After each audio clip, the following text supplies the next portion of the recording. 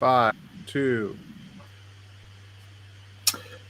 Hello and welcome to the Starfall Collective Interludes. Tonight, we shall be playing a one-shot, a resurrection of a previously visited little subsection of the world, something we like to call Dino Riders. Tonight, our players, Matt and Dave, will be mounting epic beasts of ancient Precambrian proportions and will be riding with honor and glory. Tonight I am joined, my name is Josh, I am a software development manager now, woohoo! And I live in Augusta, Georgia. I'm a Bigfoot enthusiast, among other things, and love playing D&D with my friends, and I'm happy to do an interlude with you guys tonight. I'm joined tonight by my stalwart and steady friend, Matt. Matt, would you like to introduce yourself to the peeps? Hey, my name is Matthew Talamini. I am a web developer and writer based in Providence, Rhode Island. You can find my stuff at MatthewTalamini.com. That's Matthew, TALAMINI.com. And I am joined by the master of disaster, the left barrel of the double barrel, Mr. David Farrell. Give me a little hello for the ladies and a hi for the guys. Hello, ladies. Hi, guys. And a hearty how you do for everybody who was not caught by the first two categories. So tonight, we are settling the camera down on a scene in Lizard Folk lands. The Lizard Folk, as you will know from previous seasons, are renowned master herders of the dinosaurs. And the Lizard Folk Ranger Network is a legend, a thing of legend. Some of the best intelligence in the land passes through the tympanums of Lizard Folk. Tonight, That's right, I don't have ears. That's right, you do not, nor are you vulnerable to things like poison and or disease. So maybe you could be poisoned, but immune from disease. Just imagine how great it would be if every hospital everywhere was manned by lizard folk doctors. Super great. So, we settle on a tribal council, a council of elders, lizard folk. There are about a dozen of them. They are underneath a large canopy, and there's a fire burning in the middle, and there are several gathered around in small groups who are consulting with one another. And we see one particular lizard folk with a significant amount of dried gourds all over his shoulder pieces, steps forward and slams a staff into the ground and rumbles his deep baritone phalanges or flaps in his throat, and we see that he calls for a attention of everyone in the group. And my apologies for the terrible timing, but can you hold on just 1 second, please? Yeah, I've got to, I think I didn't set up YouTube to stream. We'll have to upload it to YouTube later.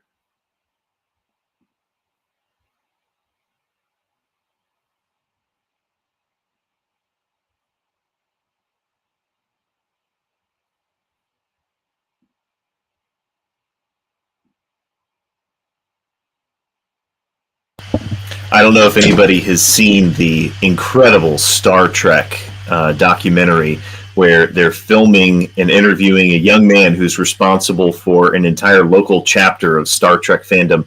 And as he's on camera and pouring out his passion, the phone rings and you see this look of just mortal terror over him. And he collects himself, picks up the phone and says, "Hello? Peter, this is the worst possible time you could have called me!" He slams the phone down. My apologies. That was just the worst possible time.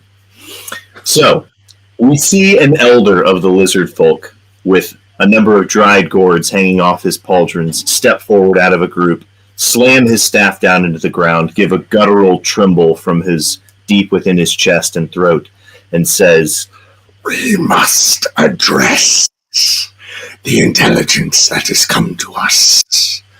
A rogue herd is moving strategically and what would seem with purpose to our northern feeding grounds, those that are required for the birthing of calves. If this rogue herd takes the feeding grounds in 4 days' time, I fear it will be catastrophic to the breeding purposes of this herd. We must call together riders who can address this. And you see a number of groups nod their heads. One of them, there is actually a few non-lizard folk among some of these groups.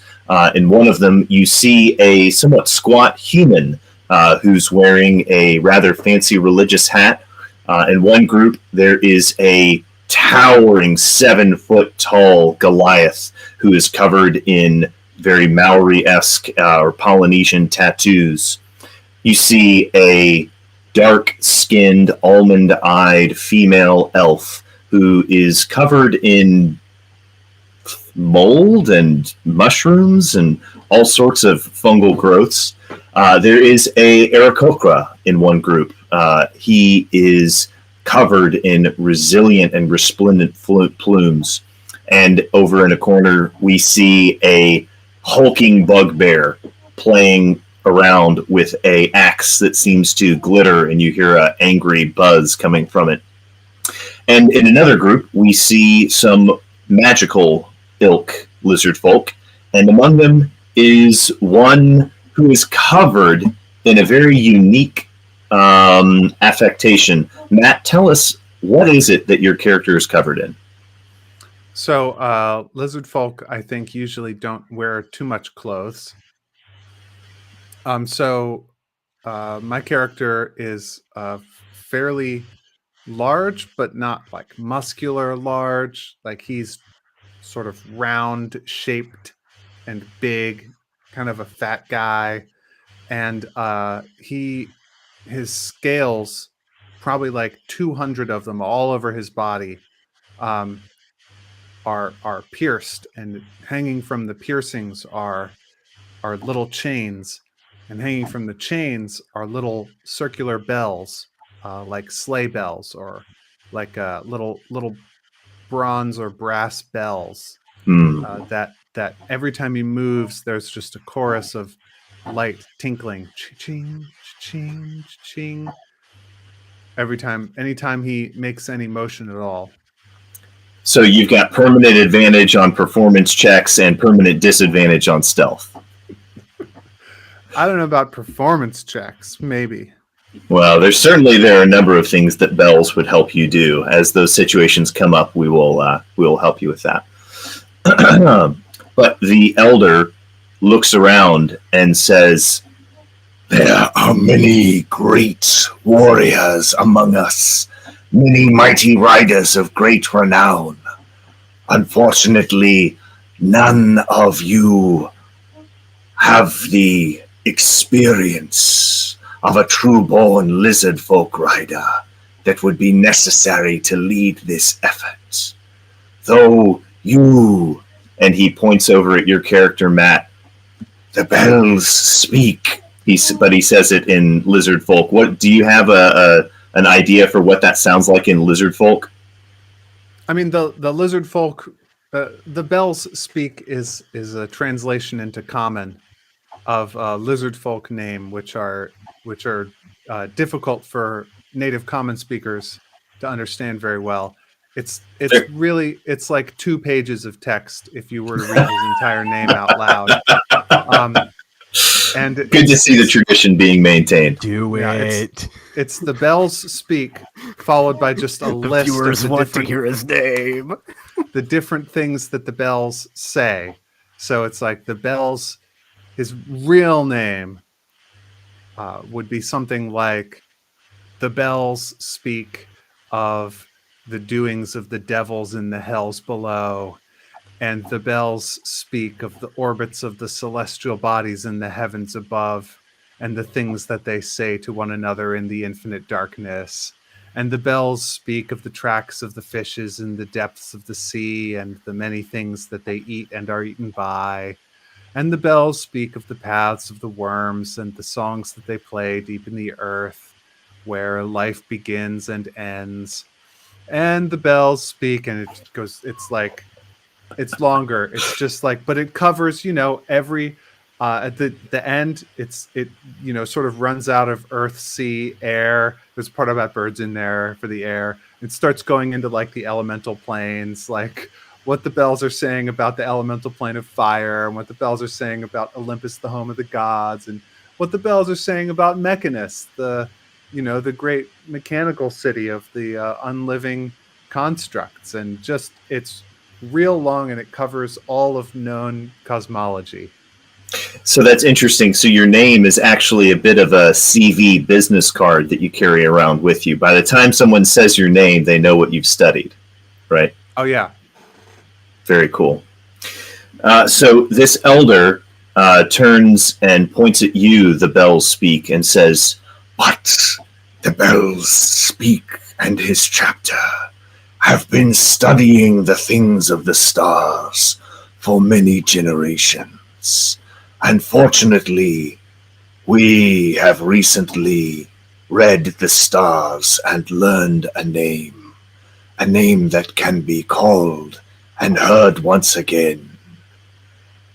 The name.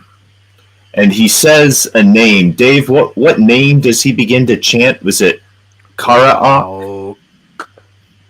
Rao? Rao.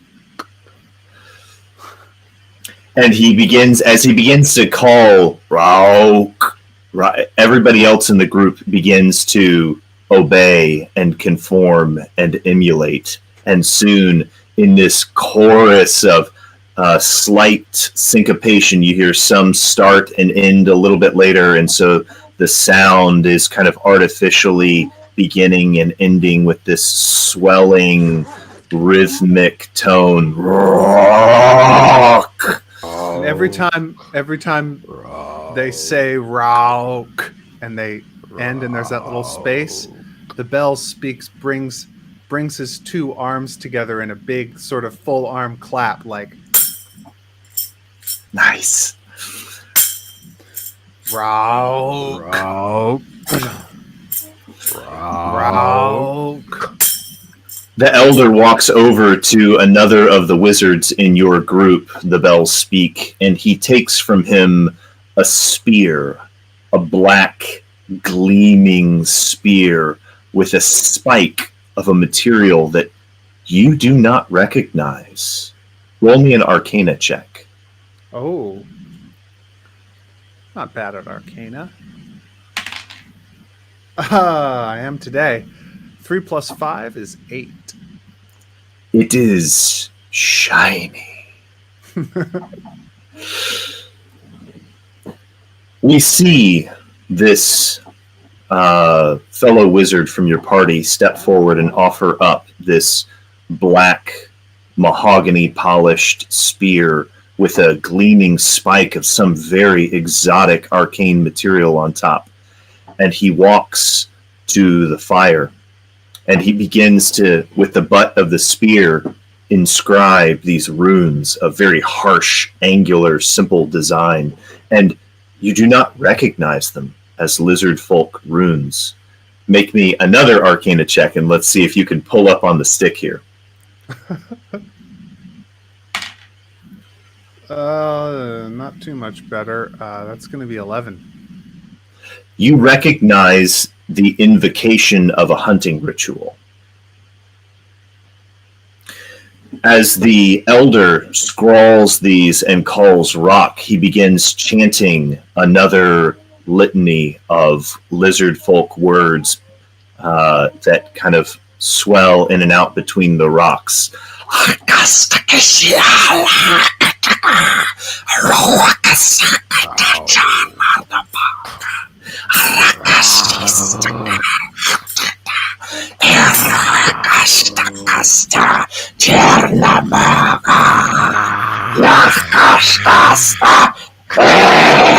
And he stabs the butt of the spear into the flames, and you see blue flames erupt from the fireplace. The flames swell outwards, and there is a fireball that ascends and blows the roof off of the shelter awning that was over the fire. Far away, in the depths of space, we see an object floating in the deep black. Moonlight shimmers off of it, for by happenstance, this object is moving away from the land, deeper and deeper into the black, under the bathing moonlight that is its only company and illumination.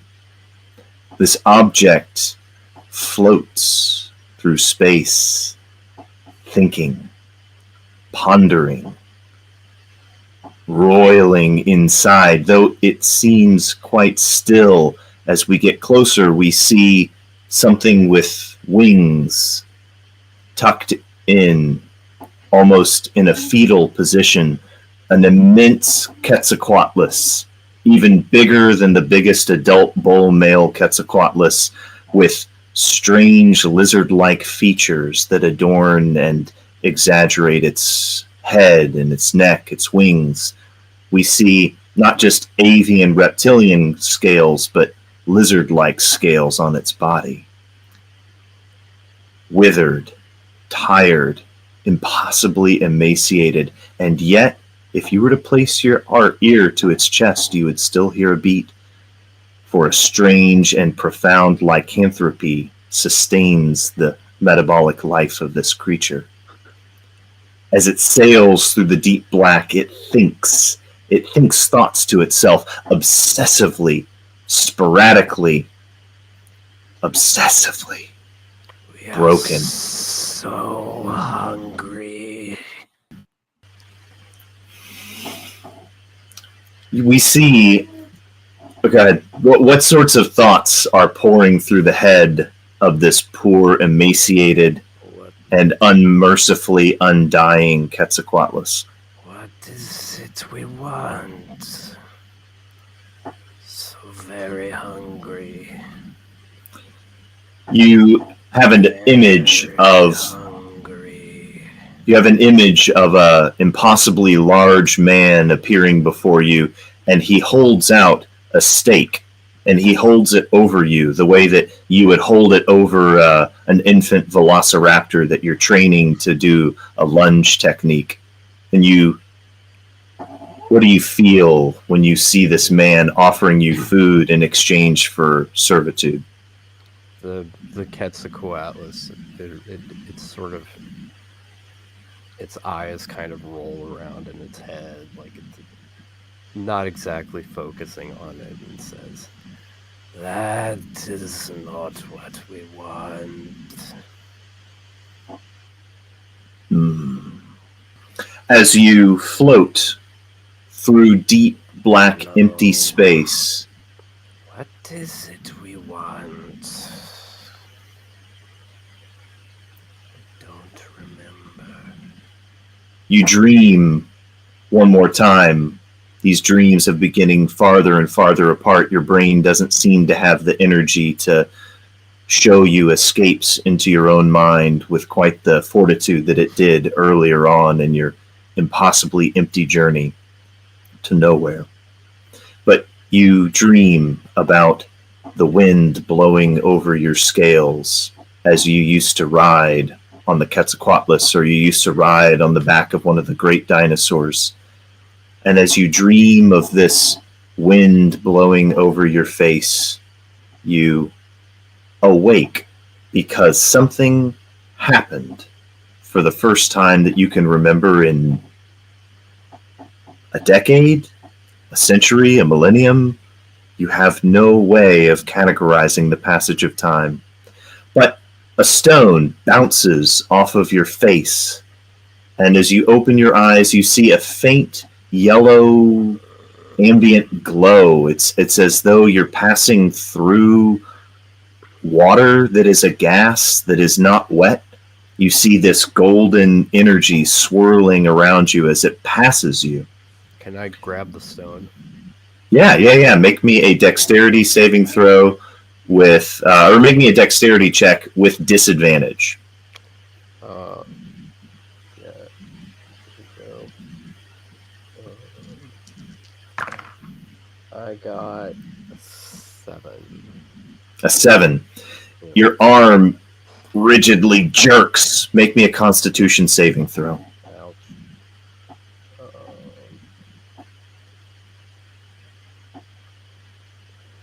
Oh, wait. No. Sorry. That should have been a 10. For the Okay. save. Okay. The con? Okay. That's a 9. Oof. Yeah, you feel something tear, and your heart doesn't even really register the sadness of the pain anymore. It is simply a facet of your existence, but you pass out, you black out from the pain and the damage to yourself because you have a hit point, and when it goes away, somehow through the power of moonlight, your body stitches itself back together again into this even more slightly curled in, tucked in fetal position. You awake and you see that there is truly a stream of this golden energy coming around you. And you see two up ahead, two figures with a net. They're on what seem to be small boats, perhaps long, skinny Asian riverboat looking craft. And they have a net that they drag between them.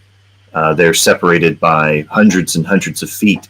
And you see them look to each other, and one points at the other. And you see one of them was laying down on the raft and had a little fan and was fanning himself and appeared to be eating something. And you see him throw his head back and say, "Finally!" Set down the food and drink, jump up, grab the net, and they begin paddling over towards you. And your body gets caught in this large silk net. And as they bring you over and turn you about, they give you a pat on the head, and they rub your head. As they're pulling him in, he's just kind of like half-heartedly biting at the net.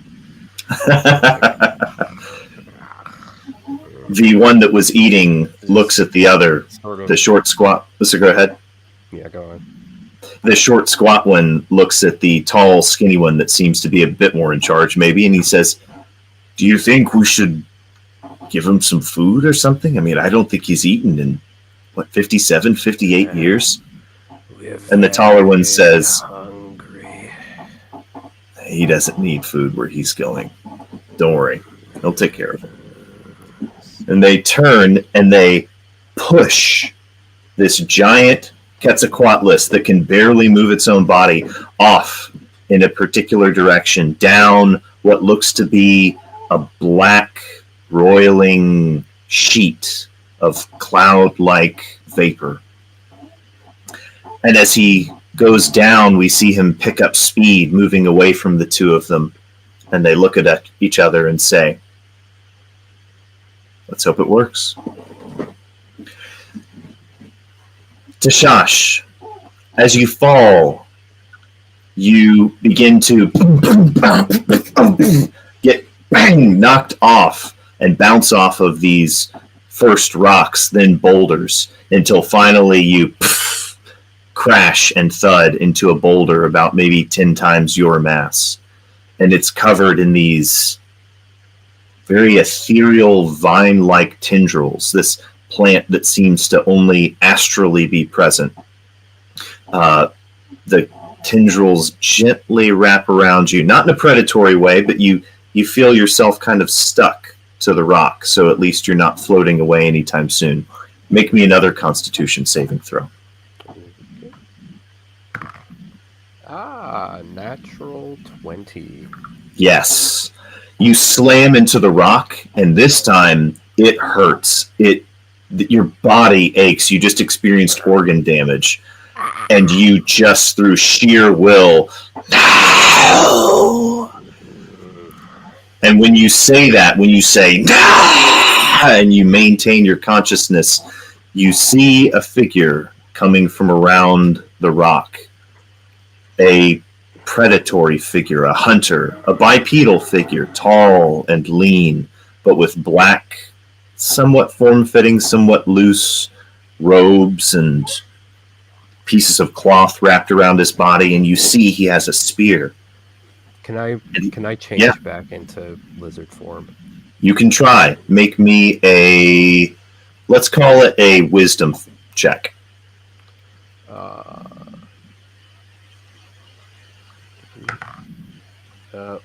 Nope, that's a 7. Okay. He walks up to you and says, Why would you ever surrender such majesty? Look at those claws, those teeth. and he walks up to you and begins to kind of run his fingers along the large, jagged teeth that come out of your bill. Normal Quetzalcoatlus only has small spikes, but your lizard teeth have somehow grown into this form, and you have enormous, terrifying-looking sabers of teeth. I'll snap at him. He not necessarily. I mean, you know, he doesn't mind if he happened to, you know, I don't know, maim this guy. He wouldn't mind, but it's more just a get back, dude. The man jerks his hand away with impossible speed and looks at you and says, You're Palor's prize, his pet dog. I am no man's prize, no man, no god, no creature of the shadows. I am.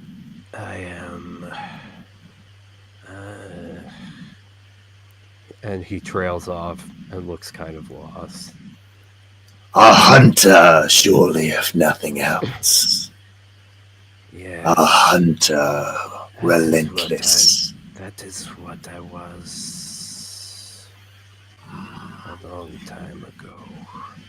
Is it you that brought me back? Brought you? I merely caught you. How you came to me is a beautiful thing, I'm sure, but right now, I think you should be concerned with the question, how is it that I can hunt again? Yes. The gods have killed me twice now and brought me back twice. And Palor seems to have cast you aside after your second death. Why Tell should me. I want to hunt again? Why should I want to return? and we see Did I a not go back into the void, free of all? I am tired and I am hungry. What is it? The greatest stuff you have in me. you see him smile, and he It was he disappears for a moment. He shakes his head as if he lost something. This figure in black before you steps around the corner of the rock and reappears. What is your name? I His attention seems to his attention focuses and with a sense that whatever was going on before is not there anymore. am a hunter like you, one who hunts the weary and lonesome ways. That is not a name, unless it is. Your people's names are a story, are they not? And he goes off for about 30 seconds in this long lizard folk name. But that's the old name, isn't it? That's the old name. Who He says- is this whom you speak? That is not my name. Indeed, it is. He pauses. I am I fell off the edge of the world, and I returned, and I traveled to the Shadowlands and fell again, and I returned. Rauk. As you say your own name, you hear an echo of it in your own ears, but it doesn't sound like your own voice.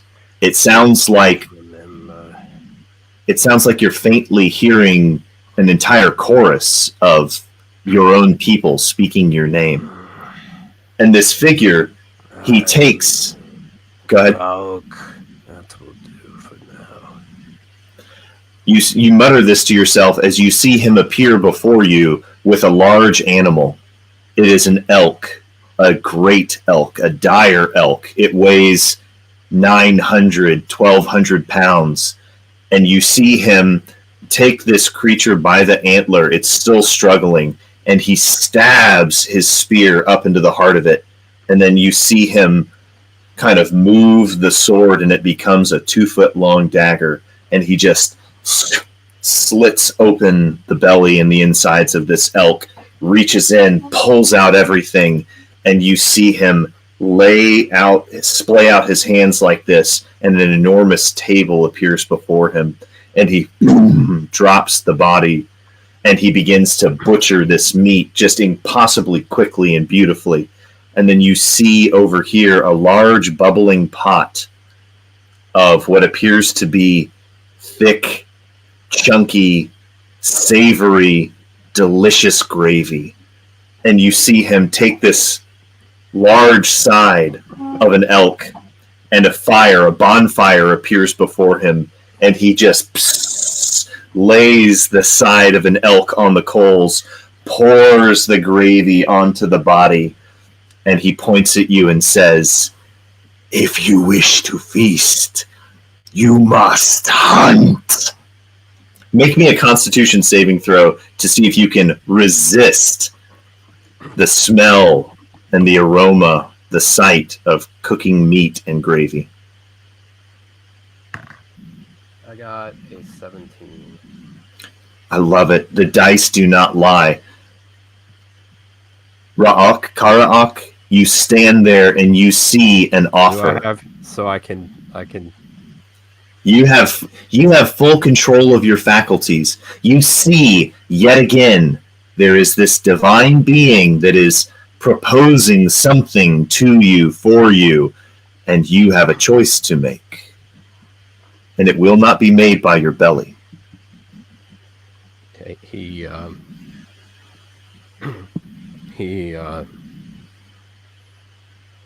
looks at the figure and then looks at the meat. And you hear Karaok with the sound of a dozen voices.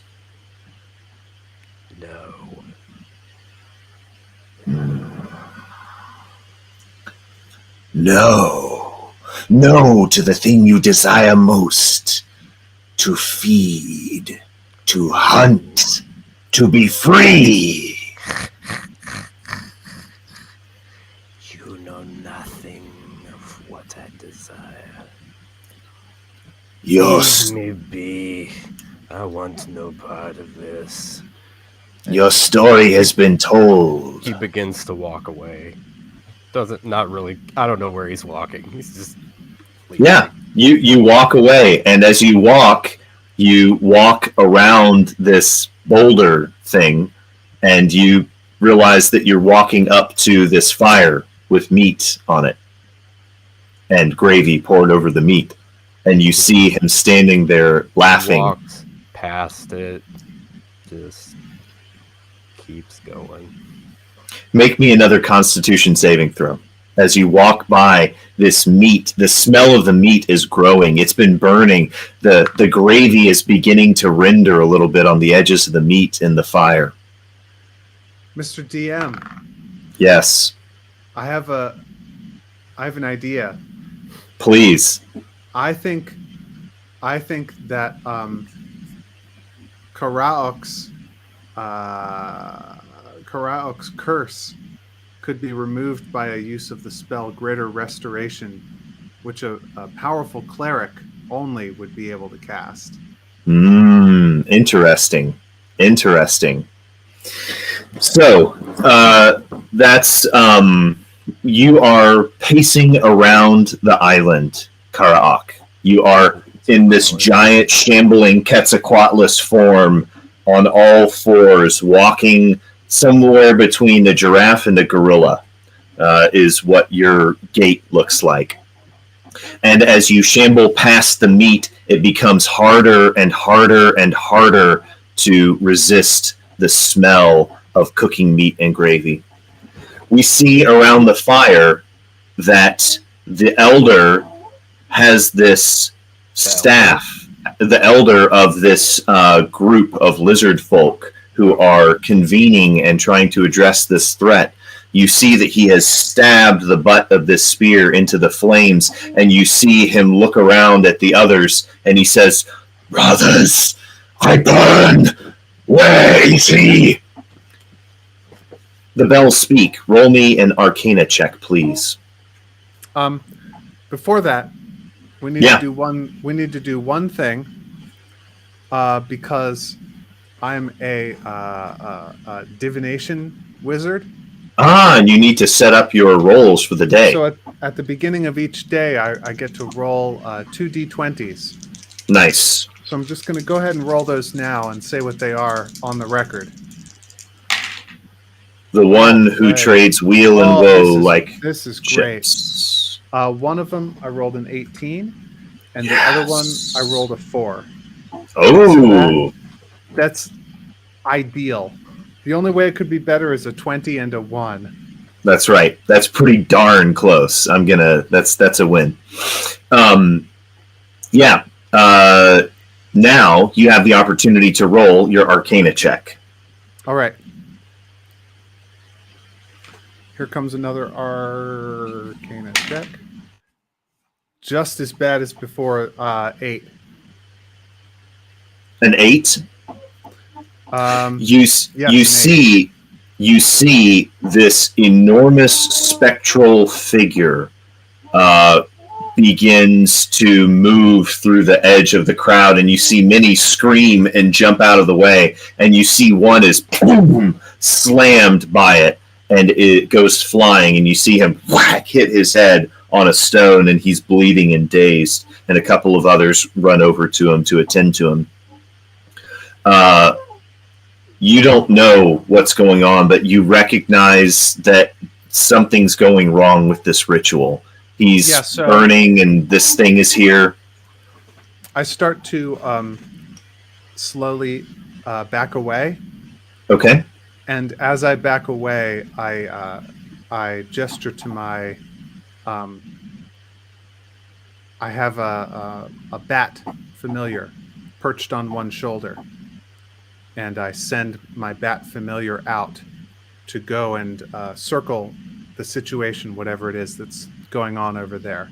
Okay. Even in darkness, now bats have blind sight. Sure. And if I'm within a certain distance of my familiar, I can see with its eyes. So I'll see like exactly what's going on over there. Okay. Through the eyes of the bat. Through the eyes of the bat, make me a perception check with advantage. This is a magical bat. This thing was made to do exactly what it's about to do. Looking at a 13 there. That's good enough. You are a lizard folk.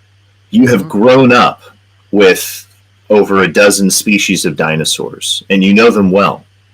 And you recognize, through the eyes of this bat, you see a sonographic rendering of the world, and you see something that is much more substantial in the energy realm than it is in the visual range. And you see a figure of a impossibly large Quetzalcoatlus. It's not just a shambling figure like at first you thought it might be like a small mammoth, but no, you see this is just a large Quetzalcoatlus walking around, and it appears to be disappearing from one side of the area and just suddenly showing up in another and cutting right through. Sometimes it walks across. Usually it misses the middle, and it's just kind of doing this. And you're able to point and say, move, because you see it showing up, and everyone jumps out of the way. So suddenly all eyes are on you, and you're pointing at where it is. I'm After- actually pointing at where it is to cast the message cantrip. To this figure? Mm-hmm. Okay. Dave, what are you going to say? Can I cut in Yeah. real quick? After Yeah. like discovering that he's on an island, Yeah. and shambling about for a little bit, I want to turn back into a lizard. You're going to try again. Okay. Yep. You make me a wisdom check with disadvantage.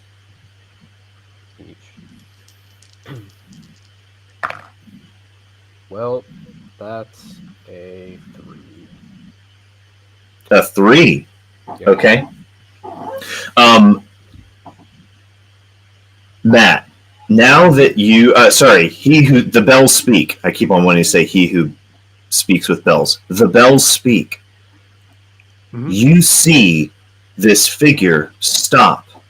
And because you are looking at it and paying attention to it, and you are a wizard, for a moment, you actually feel like you can kind of lock into whatever's happening here, and through the eyes of your bat and your own eyes, you can kind of triangulate what's happening here. Make me an Arcana check. Oh, I can do better than that. Okay. I walk closer Okay. and I cast Detect Thoughts on Karauk. Ah.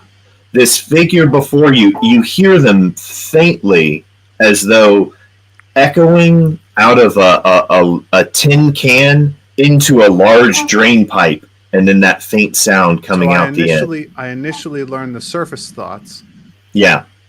and then he would have to succeed on a wisdom saving throw of DC 13 to prevent me from learning his deeper inner thoughts. Okay. You hear the thought, change. Why can't I? It's just my old form. I what was it? What was I? What am I hungry? Why am I so hungry?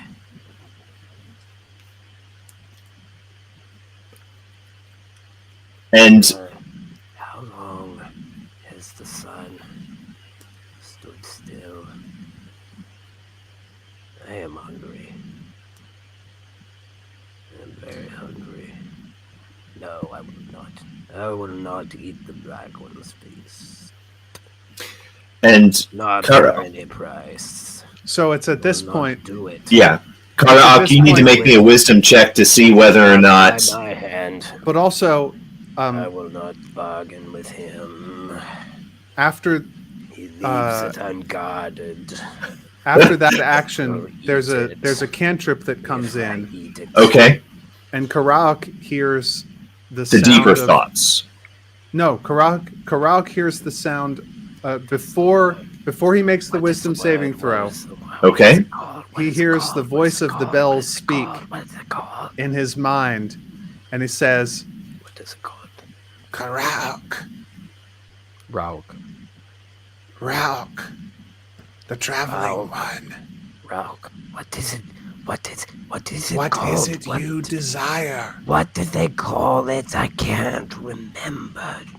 Do you know? What is it? So I ask him, "What do you desire?" And then Right. he has to make the wisdom saving throw, or I gain access to his deeper Okay. thoughts. Well, Make a he's wisdom giving saving you his- throw. He's giving you his deeper thoughts. He doesn't remember.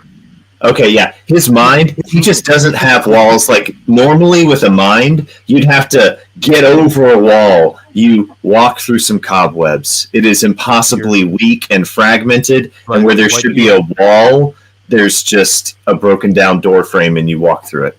But what you find on the other side is pretty jumbled. But It's you just do. more like What is it? It isn't here. It isn't in this room. Where did they put it? So he's looking for something in his mind. Take The it. Bells Speak wants to use his spell to Took it probe from me.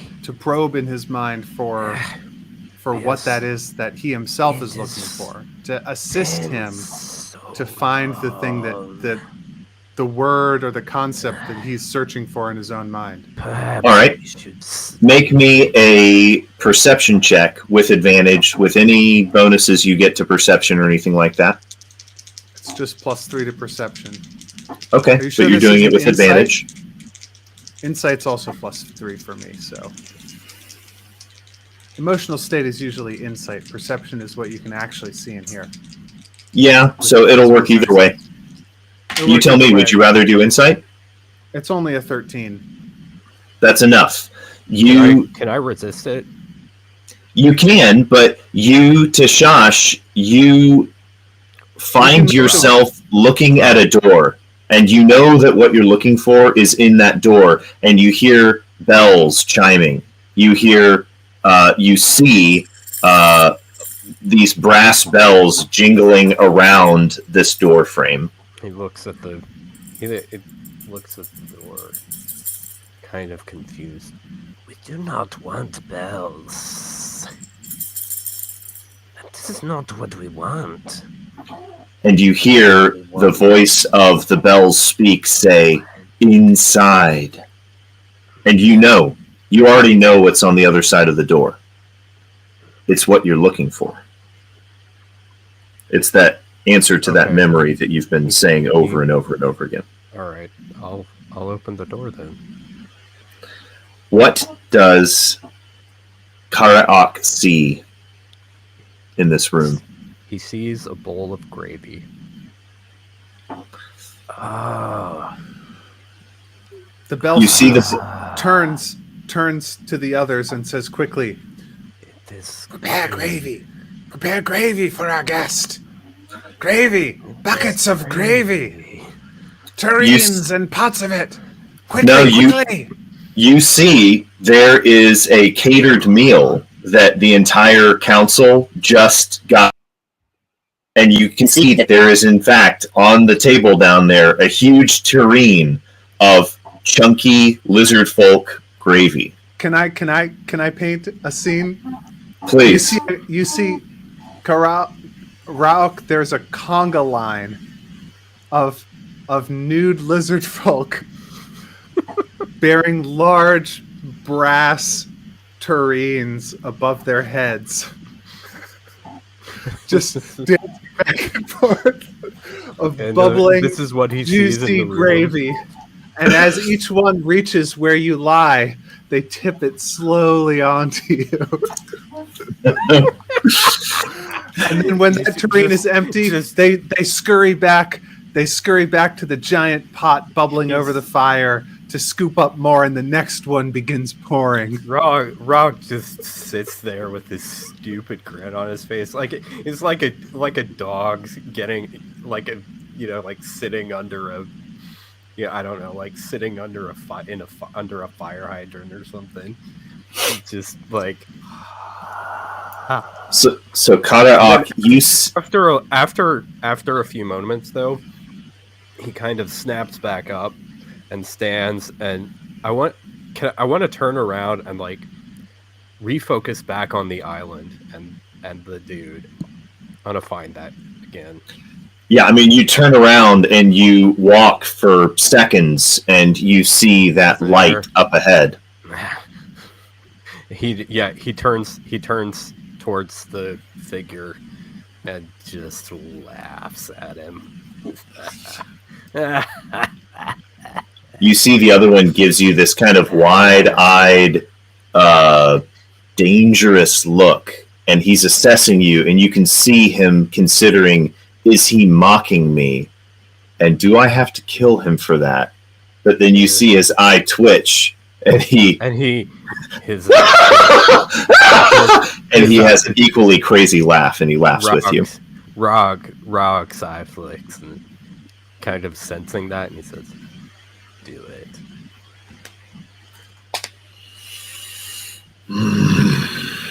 My friend. You know nothing, and you have nothing to offer me. And he turns and walks back towards the gravy room. Mr. DM, Yeah, can the bell speaks do a history check?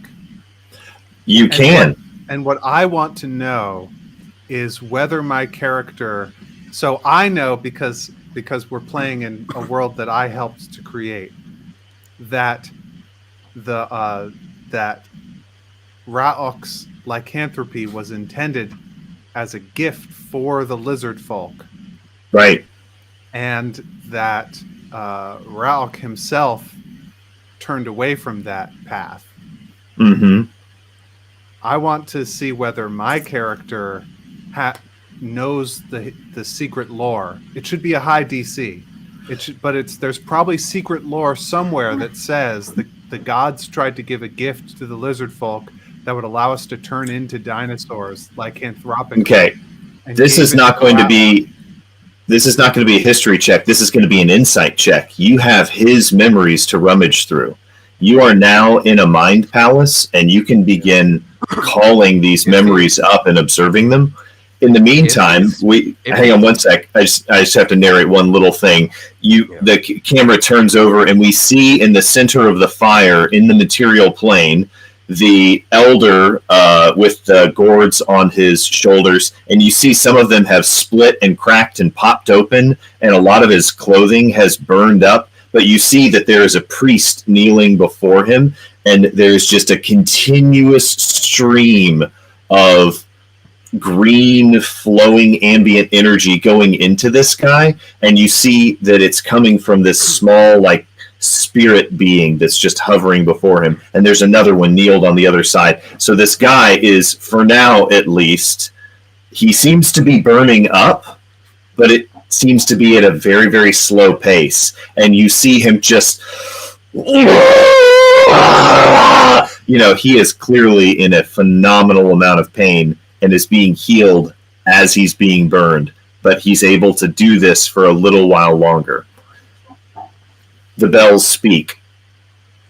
You are looking through the memories. In one sec. Sorry, you're right. David, what were you going to say? So, just as a point, if he's trying to divine like this, I guess the lore of the lycanthropy through through Karag,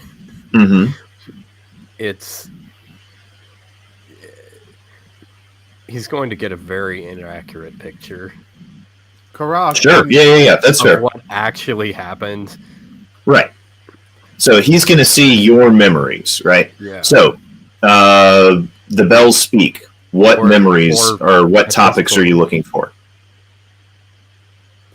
Well, I think the bells speak. Well, this is why I wanted to do a history check, because the bells speak wouldn't know on his own that there's anything here besides a powerful hunter summoned from another world to aid us. Okay. But whether he's caught whiff of the lore surrounding this, that there might be something more there, is what I want. Please do. Please do. Should be a high DC. I think this would be very rare lore, because not like Karaok or Tashash did not tell people this, and he didn't understand it himself. So they would have had to get it from the Aarakocra or something. Some Aarakocra scholar might have gotten it from Yellow Eyes or something. At this point, there has been multiple decades for the story to spread, so you would have a number of possible venues of getting whiff of it. It's going to be a 12. With a 12, there's something about... I think I don't know it. Well, this is the question. Is it a 12, or do you pierce through the veil and see it with a 20 and unlock it? Oh, well... This would be a heck of a time to use a 20. I could have seen this moment in a dream before, and I could I Mhm. could make that into a 23 for you. Yes. Do it. Do it. Do it. The DM wants me to use up my divination rolls early for plot purposes. Do Yeah, but do we really want to have the kind of PvP combat that my character, knowing this about Dave's character, would probably end up in? You're not going to end up. This is a big choice. You know what? I'm going to give Matthew My inspiration character- in this situation just for character- thinking about this so rigorously. So I'm giving Character you would be trying to inspiration. get his blood. I'm giving you inspiration right now, which All is right. a 20. Here goes. No, I rolled a 2. No. I'm telling you, No. I'm giving you inspiration. I'm giving you a 20 simply for the pure role play That's of not you what being hung on the inspiration is. cross. Okay. No, it's No. up to you, All right. DM.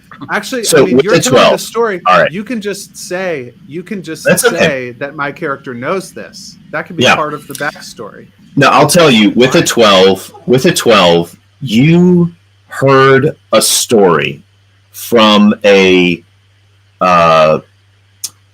one of those lizard folk anthropologists, right?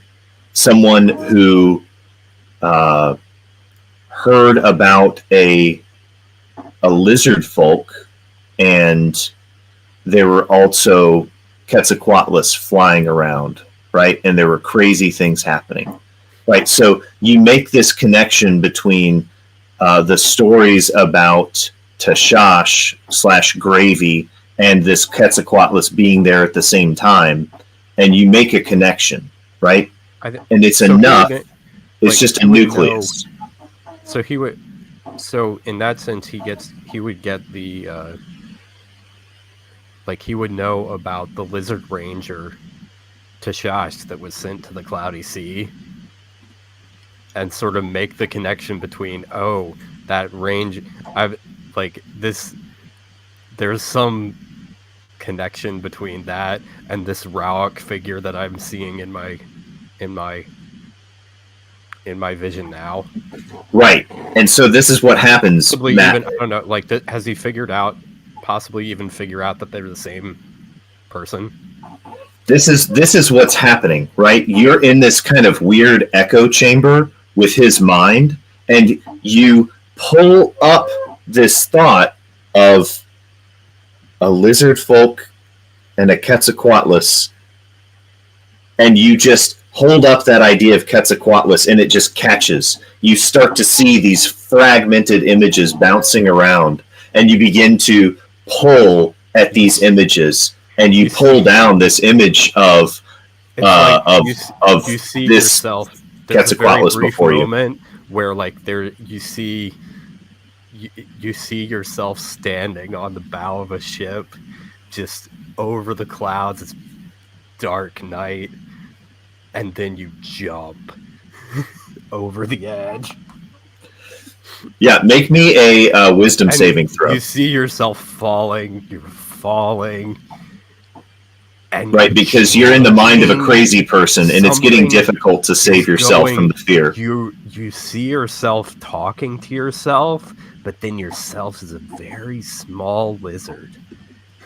And then the thing you're talking to is a very small lizard, and it bites you, and then you bite yourself.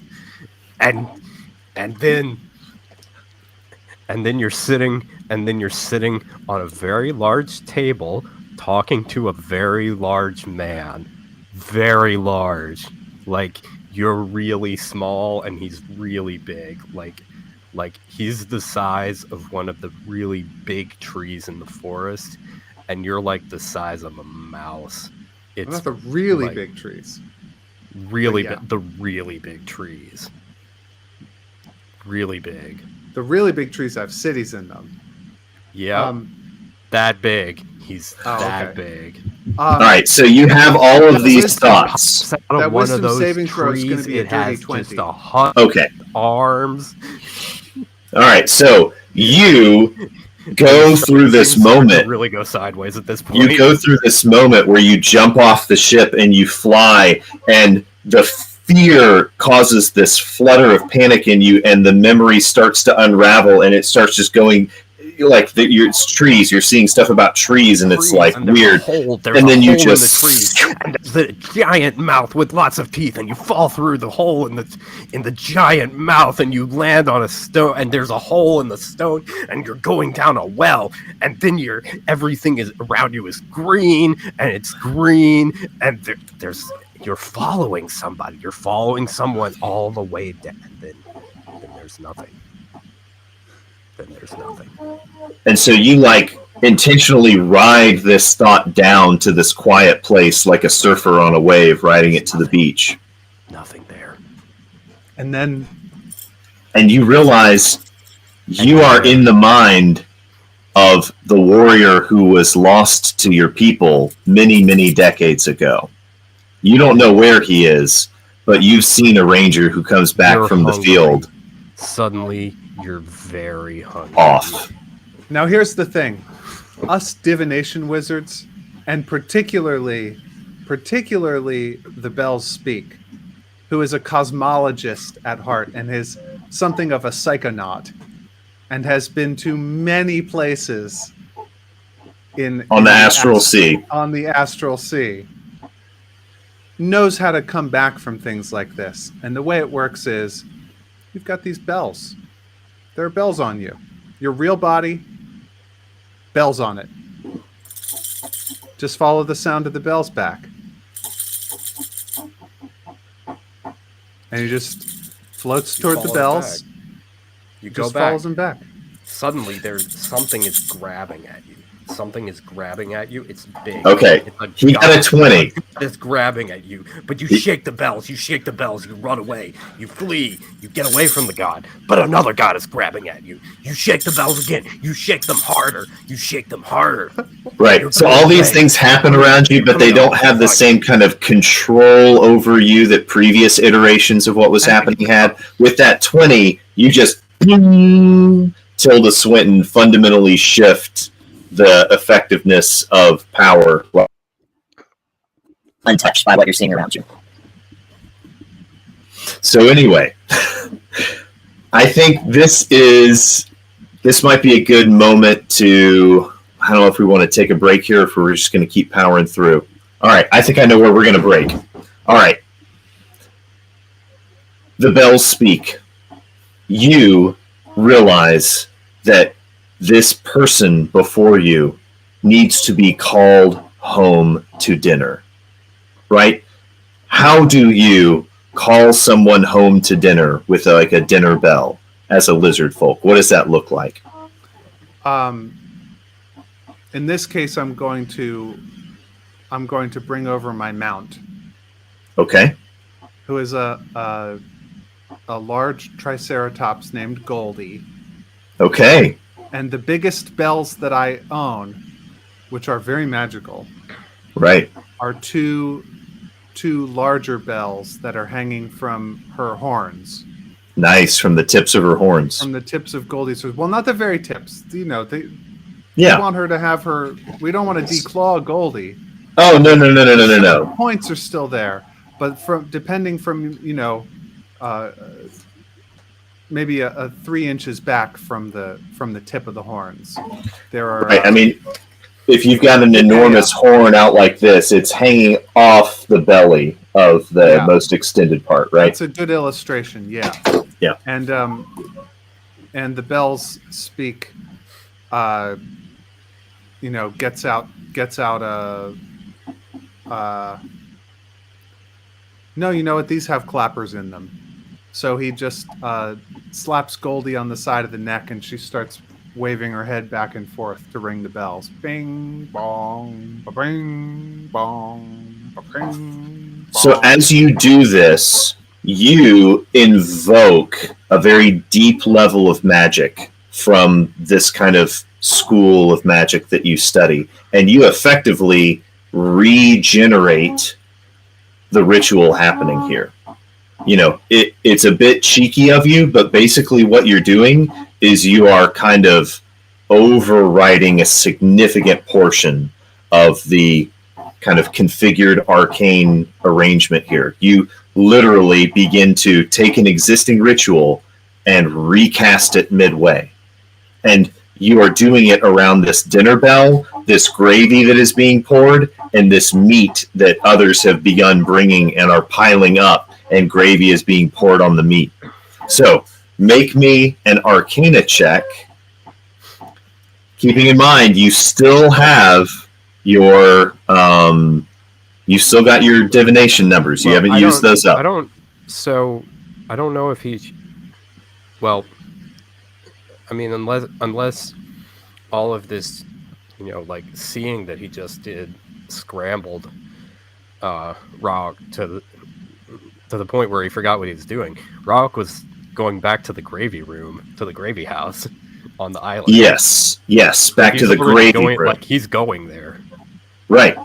Already. Yeah, so he walks towards the house and through the door and back through the rooms into the room that the bells told him had gravy in it. And he goes in. And you see there is a metal cauldron hanging on a fire, and it's full of gravy. And it looks to be, it's not bubbling, so it's not boiling hot. It's just hot. But it's warm. It's just, vapor coming off of it, fresh gravy. Is there a spoon? There's no spoon. There's nothing in the room except the coals underneath this pot and this pot of gravy. I think you do see a wooden spoon sticking out of the gravy, but there's nothing else in the room. He sniffs it. Oh, this has the chunks of those little four-legged creatures that only your brother can catch, and your mom knows how to put them in just right. She just cuts them into quarters. She doesn't dice them up. She just chunks their little bodies, and he takes the spoon and pulls just a little bit out. You see? Okay, but do you have this impossible hunger? Is it gravy? Is it the gravy that I've always wanted? You do literally taste something that tastes real, and you realize it doesn't taste and feel like this.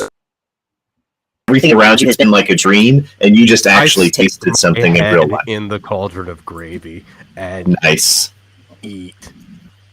You see, as you plunge your head into the gravy, the ground leaves your feet, and you feel yourself just dive in, and you have this kind of sense memory of being a young man diving off the cliffs. Don't care. Where's the gravy?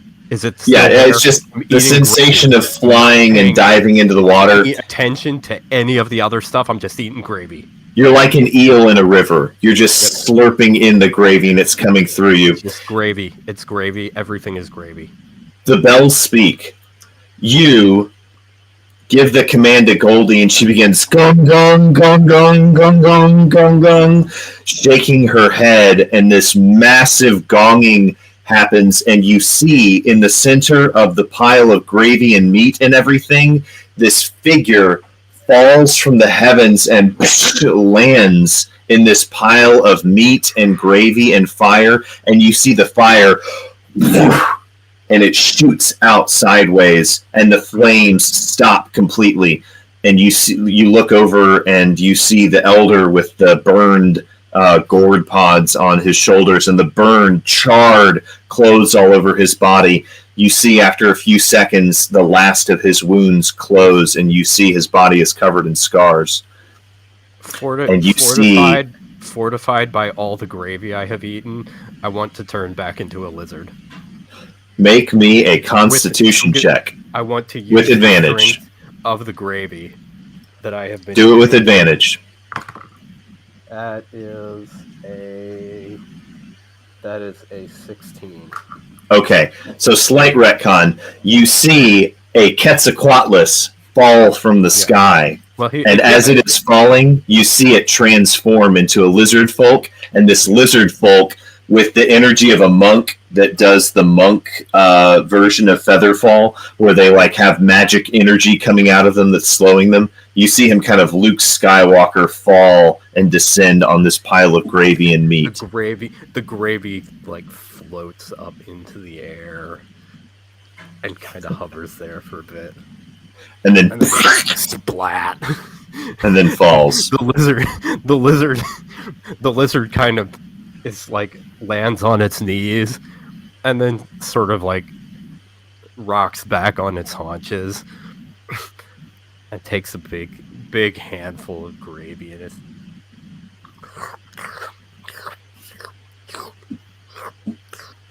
And it's just kind of not like furiously, kind of eagerly eating the gravy, but sort of serenely eating the gravy. If you're checking out its mind is not nearly quite so scrambled as it was before. I think we're gonna close on the image of Kara Ox sitting there just hand scooping gravy, and we're gonna close right there, and we will come back to what is happening inside the mind of this content little gravy baby who's just eating away at a pile of gravy like a maggot in a compost pile. Ladies and gentlemen, we're going to take a 10-minute break, and we will see you guys all back in just a few. I mean, I'm here. I'm not going anywhere. I just figured we could hit pause for a sec. All right, I'll be back in just a sec. Beautiful. We did it, Matt. We did it. We just Apollo 11'd. We brought him home. We brought him home, Matt. I don't know if it was a good idea. Oh, man. This could break bad. It could. It could break bad. It could be very bad.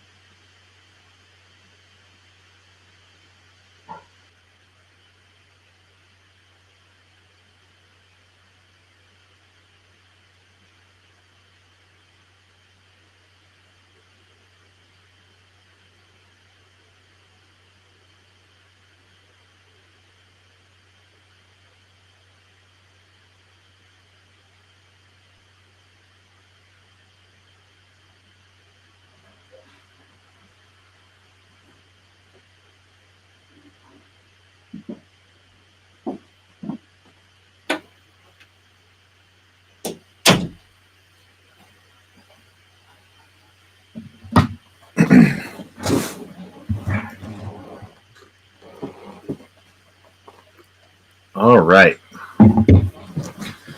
Let's do this. All right, Josh, let's take a Matt's Animal Crossing Island.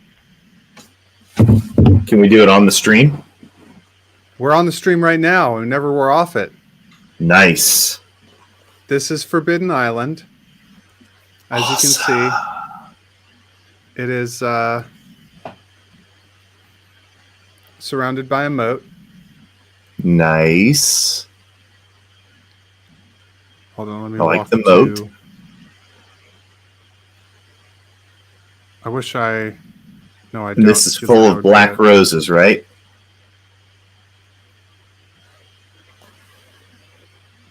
You can walk a really long way, or you can just vault over the river here. Nice. The little secret entrance. I love it. You kept it like you said you would.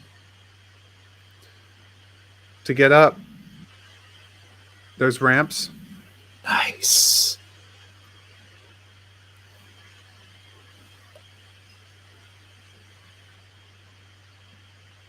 Beautiful. I love the torches.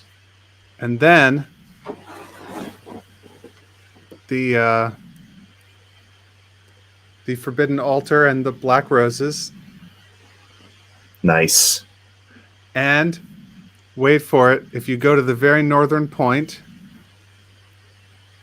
Stonehenge. And Sweet. if you go to the very top of Stonehenge,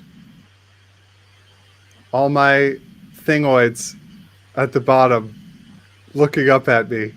Oh, that's so great. I love it. I love it. And if you look up, you can see the outline of my dome up on the cliff, backed by the trees. Hmm. My fancy dome. Nice. That's really cool. I love that They you give have these to little- ascend the hill. Yes. They give you these little clickoid, bloopoid. There's stuffoids. As soon as you get your as soon as you get the ability to go to the visit the second type of island. And you can start digging up these little things. Anyway. There's like 80 Nice. different kinds, and they're based on Japanese grave goods from archaic period. Which is Whoa. freaking. And it turns out that Dave, you know, in Final Fantasy, the cactus guys. Dave doesn't have his headphones on yet. Dave doesn't have his headphones on yet. There you go. Hey, Dave, do you know those cactus guys? That was what Matt was trying to ask you. Which cactus guys? In Final Fantasy. Oh yeah, the cactuars. Yeah. So there's a furniture item in Animal Crossing called gyroids, right? Mm-hmm.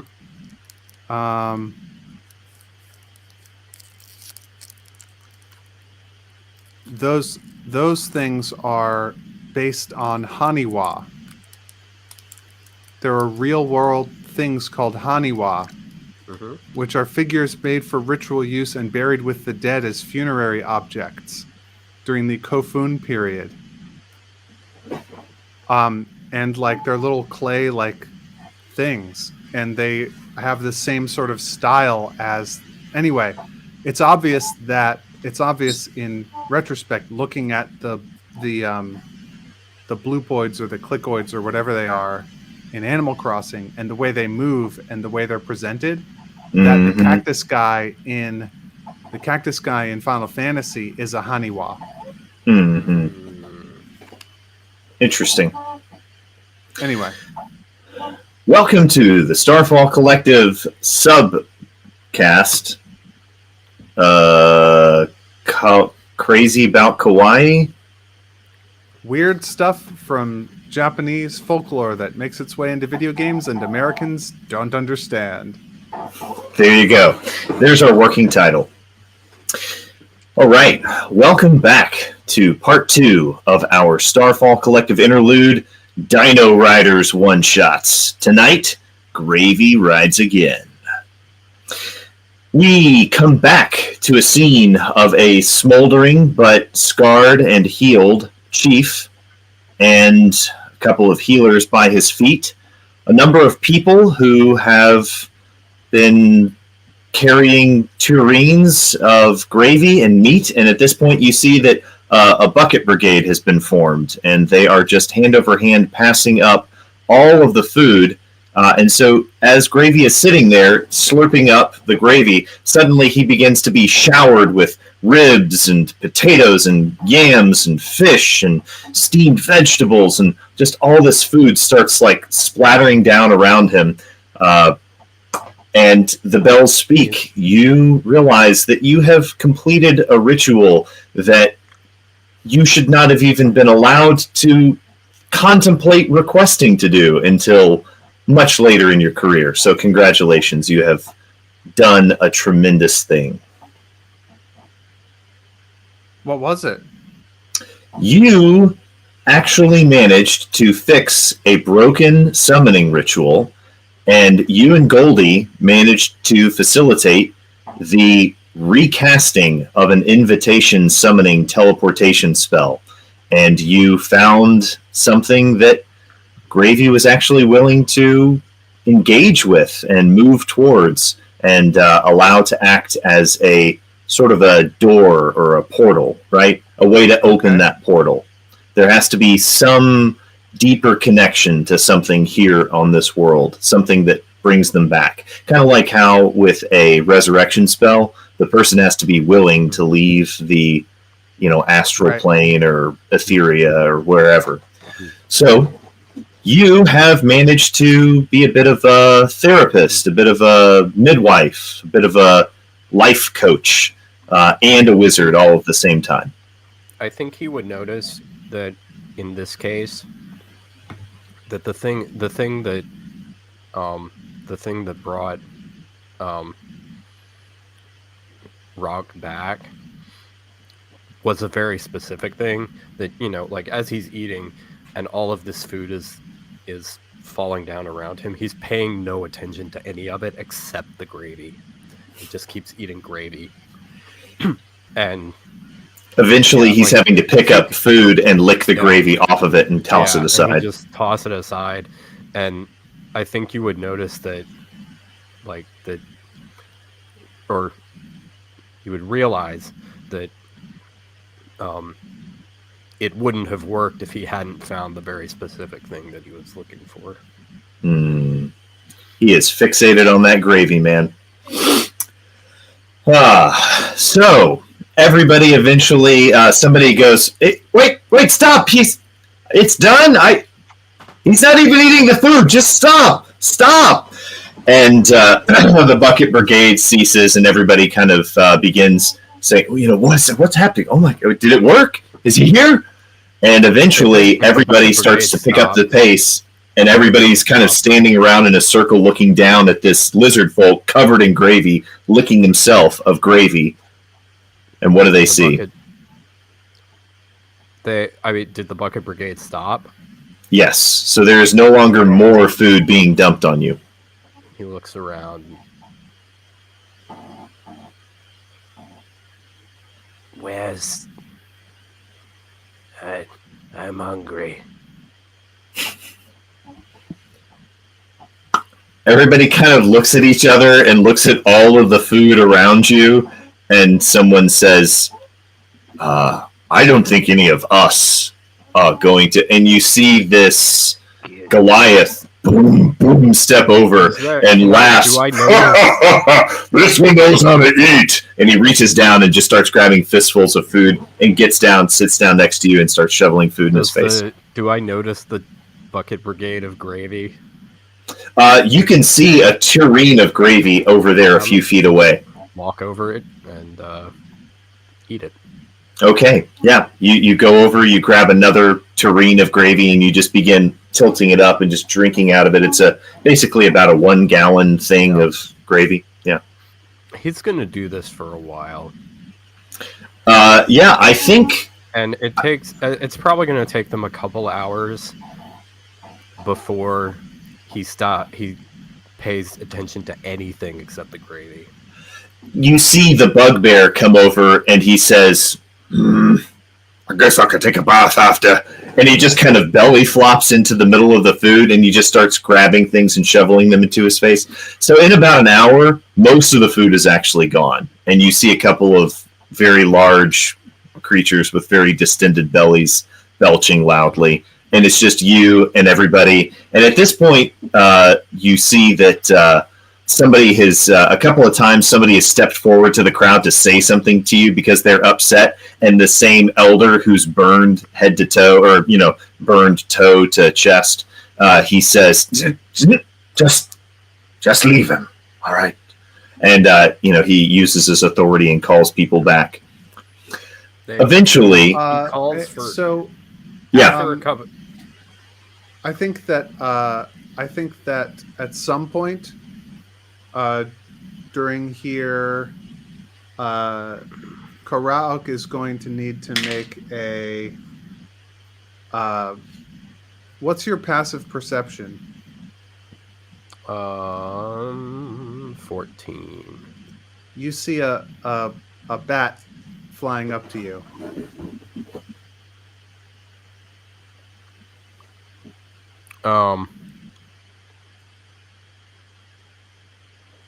Has he he's gonna have to wait a while. Does he? I guess does he wait until The bat lands ever so hours. gently on your shoulder and tries to bite your neck. How's a 4 against your armor class? That's a nope. So a bat takes a little nibble at your neck but isn't able to pierce your scales. Doesn't get any. And then it tries to fly away. Also, I have the Hardened scales, yeah. Yeah. So eventually, after Gravy has had a couple of hours to kind of eat gravy, pass out, get up, eat some more gravy, walk over, sniff around, make a circle, come back, find another bucket of gravy underneath some stuff, drink that. Yeah. Eventually, he kind of passes out from gravy overload, right? He slows down and kind of. You're like a baby. You're like a baby that's been sick for a long time and then feeds really hard and then, is zonked. So Zonk kind of drowses for a bit, and then finally, like he starts to, kind of shakes it off. And you begin to wake up because you hear bells. Yeah, and he turns a tureen over and sits on it and looks around. And who does he see? He sees someone, a lizard folk, covered in these small brass bells, and you recognize them right away. You recognize them as the very bells that you were hearing around the door with all the gravy in it. And gravy. But now gravy is a pleasant thought. It's a good thought. You finally have something good to hold on to. Yeah. Well, but then he sees the lizard, and his eyes go. You notice his eyes are kind of bloodshot, and he's sort of like his head is kind of permanently cocked to the side as he looks at you. And they go wide for a second, and he like sucks in a and then but then he lets it out slowly and just sort of sinks down, and then he mutters, "Fools, why did you bring me back? Was it you? Why did you bring me back?" I'm afraid. And Karaak addresses the bells speak. Yeah. I'm afraid I only assisted in the summoning. Then who brought me back? When you say this, the chief with the chief shaman, the authority figure with these burnt gourds on his pauldrons and burnt clothing, although it looks like he's kind of wrapped himself in a kind of like a sarong kind of thing as a new, like a way to just reset his outfit easily. And you see him step forward and he says, Karaak, one who is called back. You are needed by your ranger network. Rogue, why did you call me back? Because no one else can ride Throughout.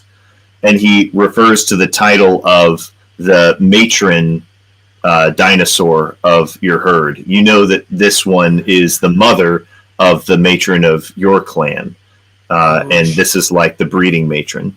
You should not have done this.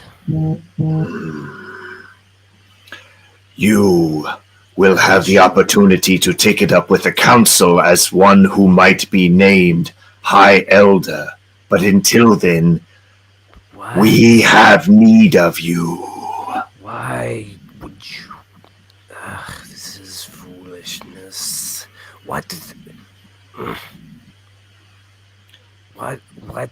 it you need? You see that the elder kind of reflexively pulls up his staff to strike you when you say this is foolishness, and you see he kind of freezes, and when you say, what is it that you want, he kind of relaxes and thinks better of it and places the staff down. He looks at the when Rauk doesn't flinch when the staff raises. He just kind of looks at it like, "That's all you've got." and he glare, and then he looks at the he looks at the elder, and like his frill does a little flicker of like not exactly disdain, but it's like the flicker that it would do if he were just like brushing a fly away. So the elder looks at you, and the elder would see that, like, that get the sense it's not like he's not like being, it's not disrespectful either, but he's just sort of sending the message of like, I do not care about your stick. So the elder looks at you and says, I will be brief. and then he is anything but brief. He gives you a explanation over the course of about 15 minutes.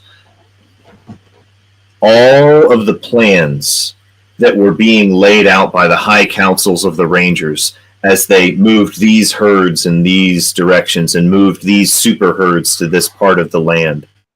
He explains how all of the breeding patterns and migration patterns have been shifting over the last 60 years.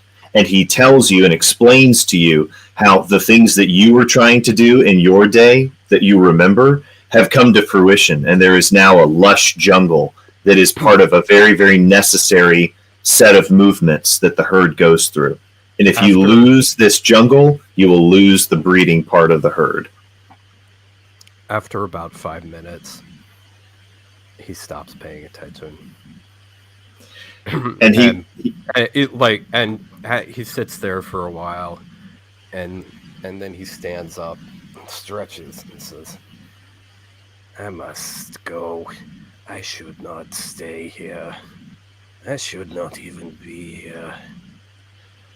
And he looks at you and he points his staff. He points his staff into your chest and he says, By the authority of your elders, you are commanded to stand before your people and our ways. Like he basically invokes the equivalent of like a subpoena to the high, a subpoena to the Supreme Court. He, Rauk turns on him aggressively and says, You would command the dead? The dead do not have full bellies, Karaok. And he slaps your distended belly full of gravy. You know nothing of the dead. You who have lived but one life, and not even that. I have died twice. I fell off the edge of the world, and I came back, and I went to the land of the shadows, and I fell into the dark, and I came back. You know nothing of what you have done and what you have brought upon our people. Why am I here? And his head hangs low, and he says, Because after we lose the breeding grounds, we will lose this valley. And after we lose this valley, we will lose our people. Because what is coming is not another herd of lizard folk. and he clicks his claws together, and you see someone, a lizard folk with a chest. His eyes widen, and he says, "Yes, now!" And they open up a chest, and you see a creature in this chest on a pile of salt. And it looks kind of like an octopus, but its head is kind of impossibly big, and the back of it looks like it's all wrinkled like a human brain. And you see not just suction cups, but entire mouths with teeth and razor sharp little lacerating appendages. Do I have any idea what it is? Anybody who's in the room can make me a history check or an arcana check. You've got some ranger lore, don't you? You should be able to roll nature. You tell me the history 17. The bells speak. You remember reading in a book about the dangers that can come from the dark parts of the astral sea, from the dark edges, up from the fetid, magically anaerobic parts of the sea. There are these aberrant creatures that have psionic powers and feed on the minds of things and control living beings with their psionic powers and secretions. Nasty. Favored enemy beasts. Oh, shit. I like enemy. So, Dave, why don't you roll me a nature check and give yourself double proficiency? We'll say that this is a ranger thing. Probably as good as anything. All right. That is a 19. Okay, yeah. You recognize a cephalith, and you mutter the word cephalith.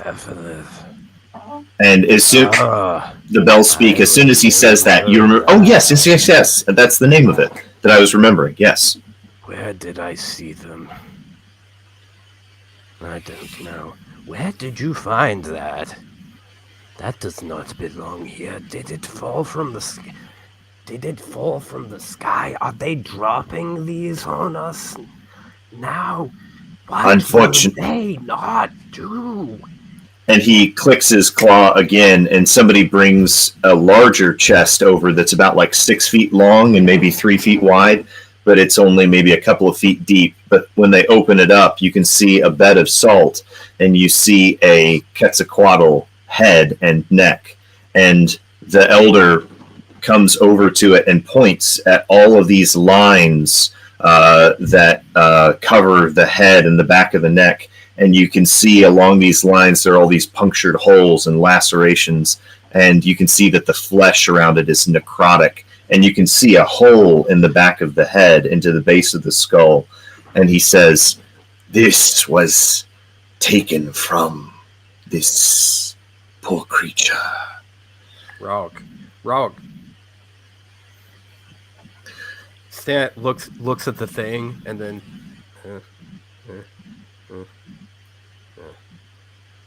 Okay. That is not mine, I think.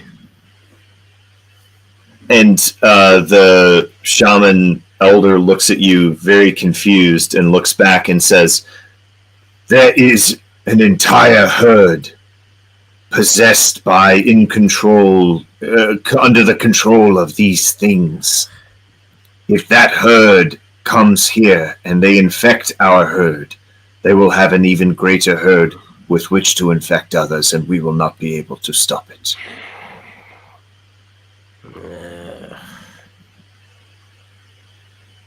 Now you know why we have called you back. He sits there for a minute, and a minute that gets a little uncomfortable, or would if they weren't lizards. The lizards don't care. So he sits there for a minute. Probably the non-lizards get a little uncomfortable. And then he says, I think all of the other lizard folk sit down and kneel, and they wait for you. They give you a moment. And everybody else who's not a lizard folk kind of looks around and awkwardly sits down, except for the bugbear, who just kind of stands there, and he kind of waves his axe around a little bit, and you hear a and then it goes quiet again.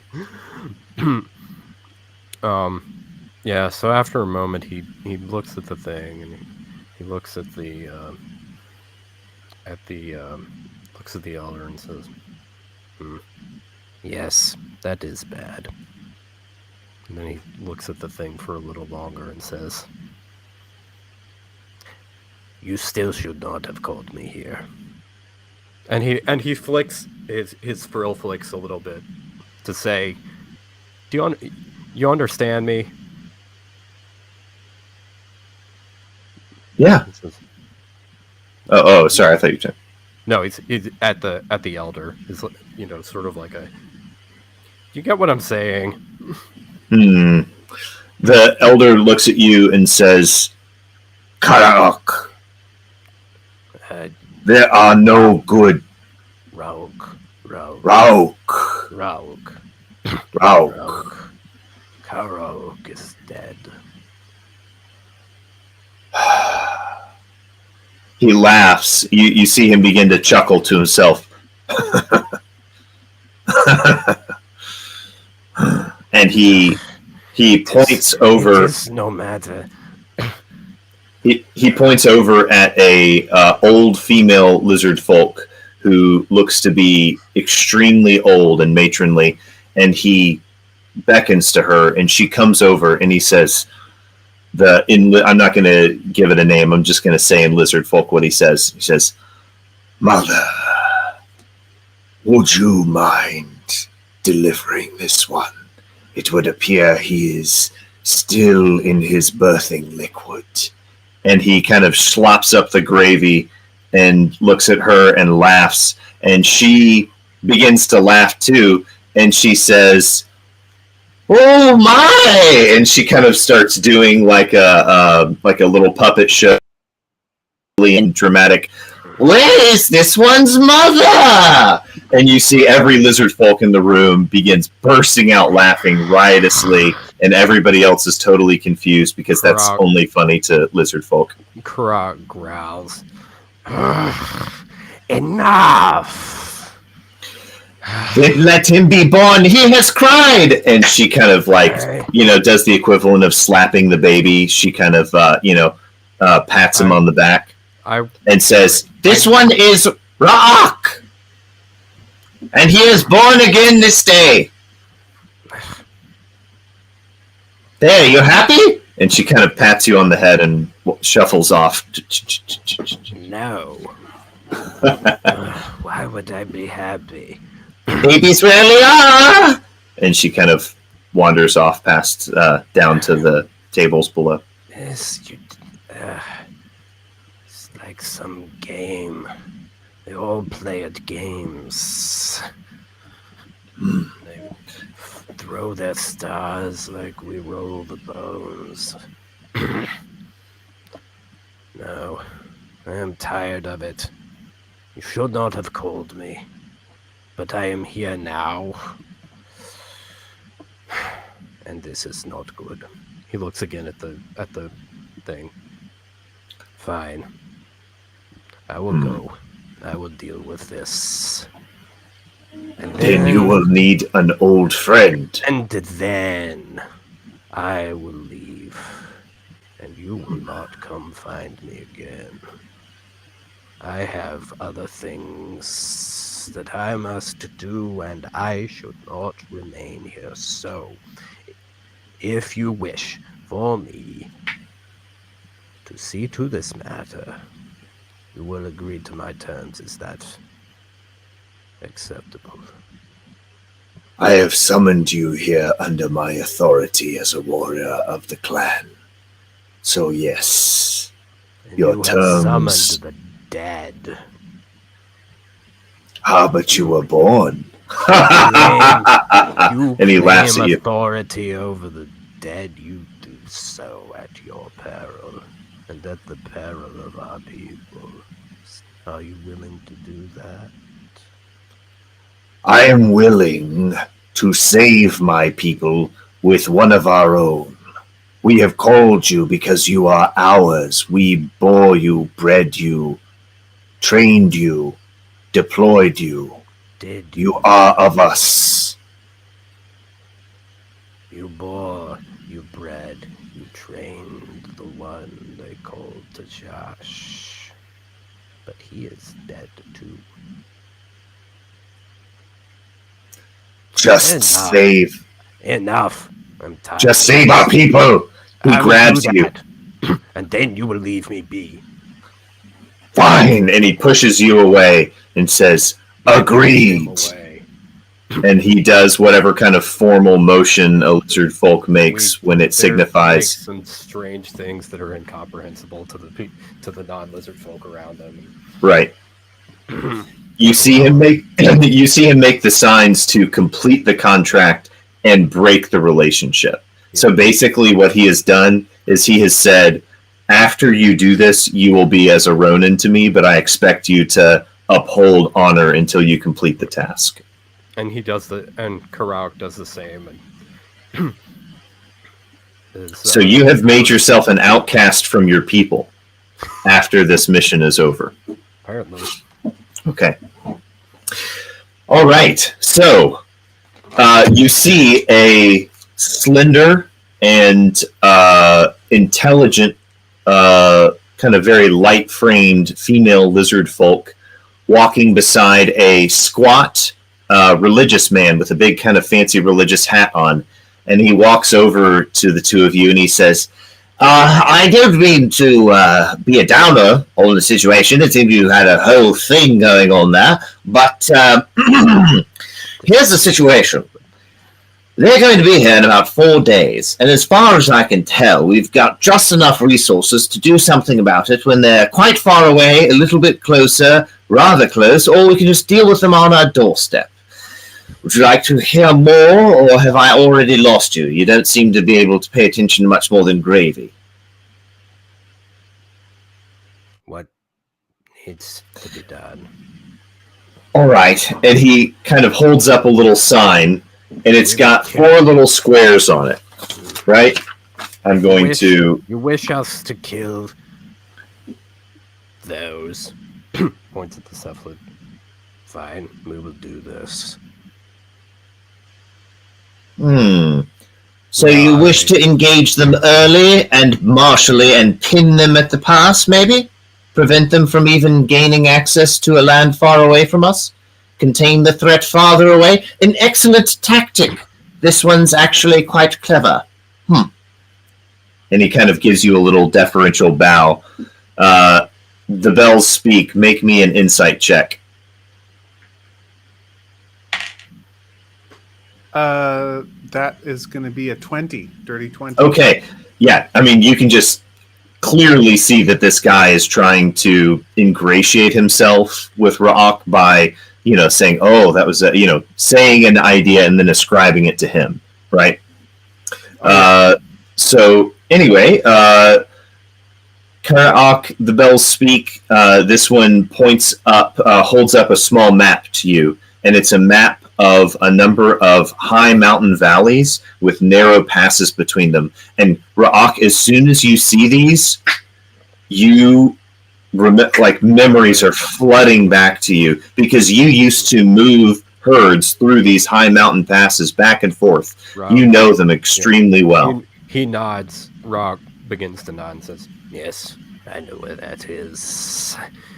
He then turns to the bells and says, "Are you coming too?"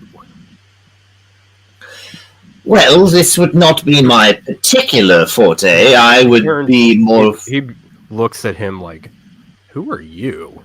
And turns back to the bell speak. Oh, Are you coming too? I will be accompanying you Why? because I know everything.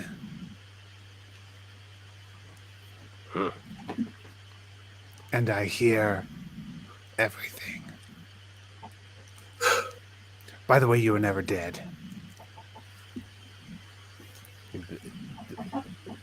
Rauk looks at him like he has.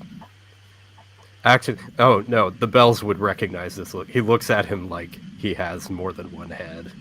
mm-hmm. I've been to hell. You were never there.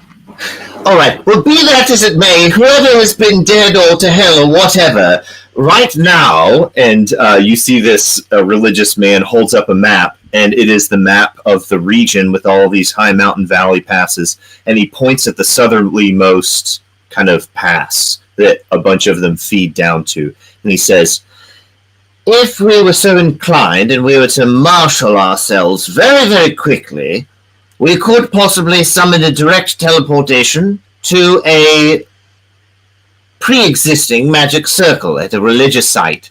and he points on the map to a little chapel-like thing on the side of the mountain that is just a stone path down to this gap. Ugh, no more of that. I do Well, not if- need it. If you were to let them pass through, And he pushes away the map, and he brings over another map, and it's of these hilly grasslands with some low mountains at the very top of the map, and then a bunch of hills, right?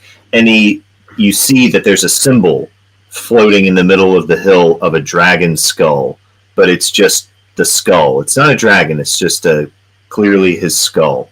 And he says, were we to summon a natural ally, we would awaken possible Dracolich to meet the foe, and possibly, hopefully, whatever's left will kill that.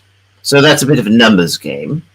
And if we don't want to do that, Rauk looks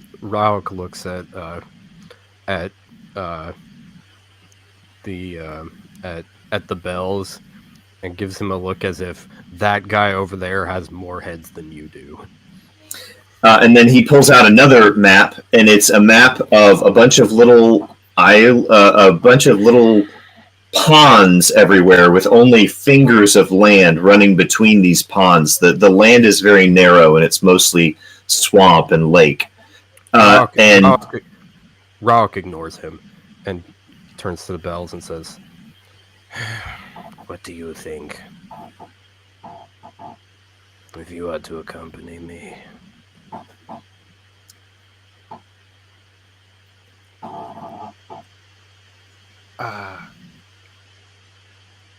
And you see him listening very carefully. And I think that what we want to do is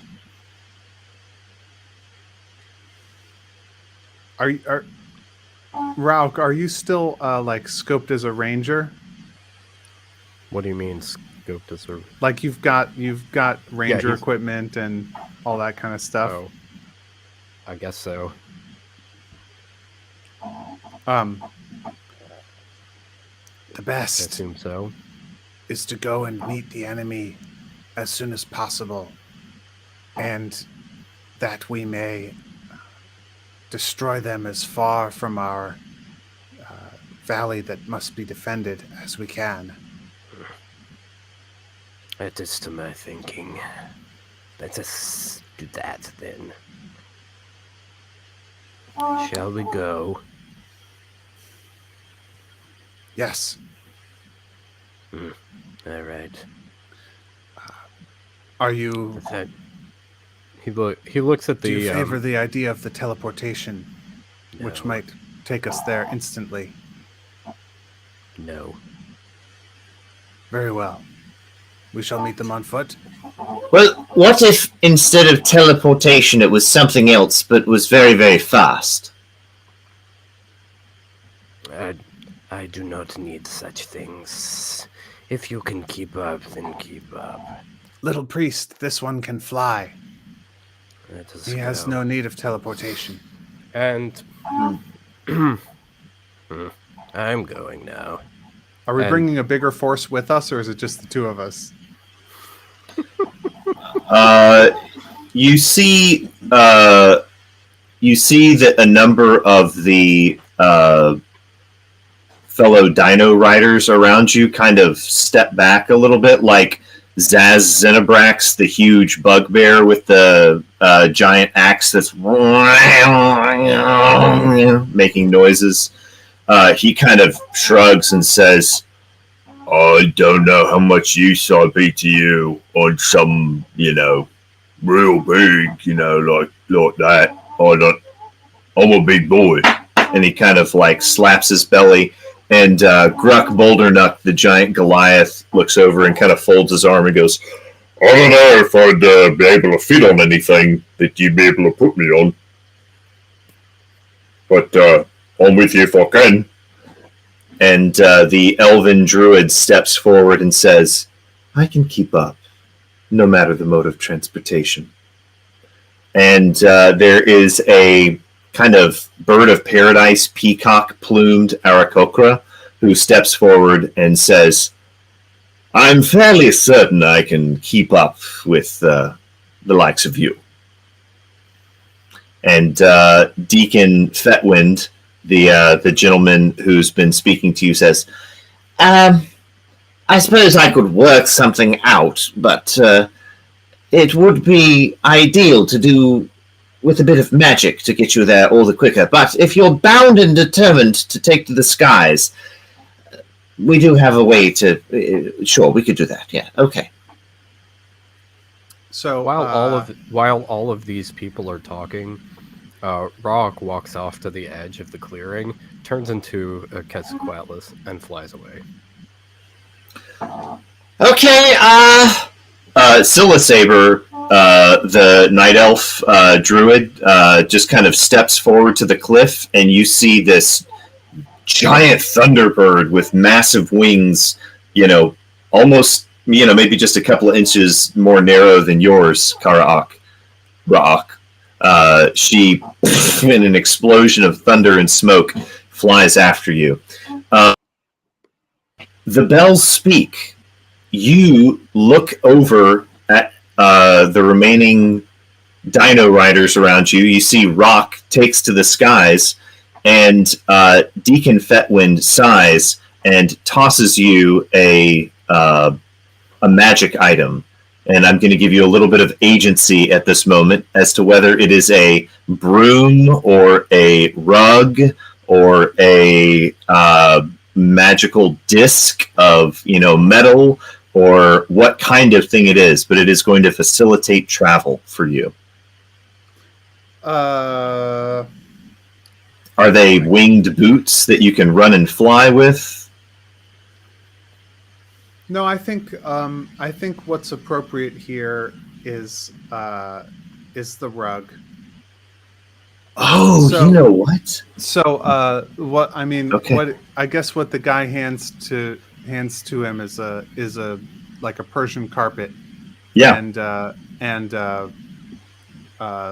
bells speak goes over to Goldie and pats her on the snout and slides the two bells off of Goldie and then ties them to the front two corners of this magic carpet. Hops on it, legs crossed, just sitting serenely as it lifts up into the air after Rock. And you see the the one that gives this to you looks confused and says, "No, no, no, wait, wait!" And he runs over and he jumps onto Goldie, and you see him kind of cast fly, and Goldie starts running after you, and you're like, "No, no, no, Goldie, no!" And like you think your Triceratops is about to fall off the cliff, and then she just like Free Willy jumps out into the air, and you see her running. So Goldie is chasing after you. And you see Gruck Bouldernuck and Zaz Xenobrax are kind of standing there like, well, I guess that's it. And then you see this giant, like, just a tangle of wind and color, and it's this massive roiling sea of scales and everything. And then it slows down, and you see that it's this, like, Fey Luck Dragon. And Zaz Xenobrax and Gruck Bouldernuck jump on it, and they shoot after you guys as well. Woo! So, as you scream through the air, trying to keep up with this giant Quetzalcoatlus, you fly over these steps, these kind of shallow plateaus that go down at a pretty even gradient. And you can see some well-worn pathways where dinosaurs for hundreds and hundreds of years have gone up and down these. And they lead through a number of small valleys, and they very quickly open up into this lush jungle of palms and cycads and ferns. All of these plants look like they're just thick, and there's just so much dense nutrients in this area for dinosaurs that are mid-level grazers, right? These are not the huge, tall trees, and there's no grass anywhere. It's all large, prolific bushes and ferns and things like that. And as you go further and further north, the land turns to wetland, and you see more and more swamp, and soon there are only little fingers of land that disappear into the water.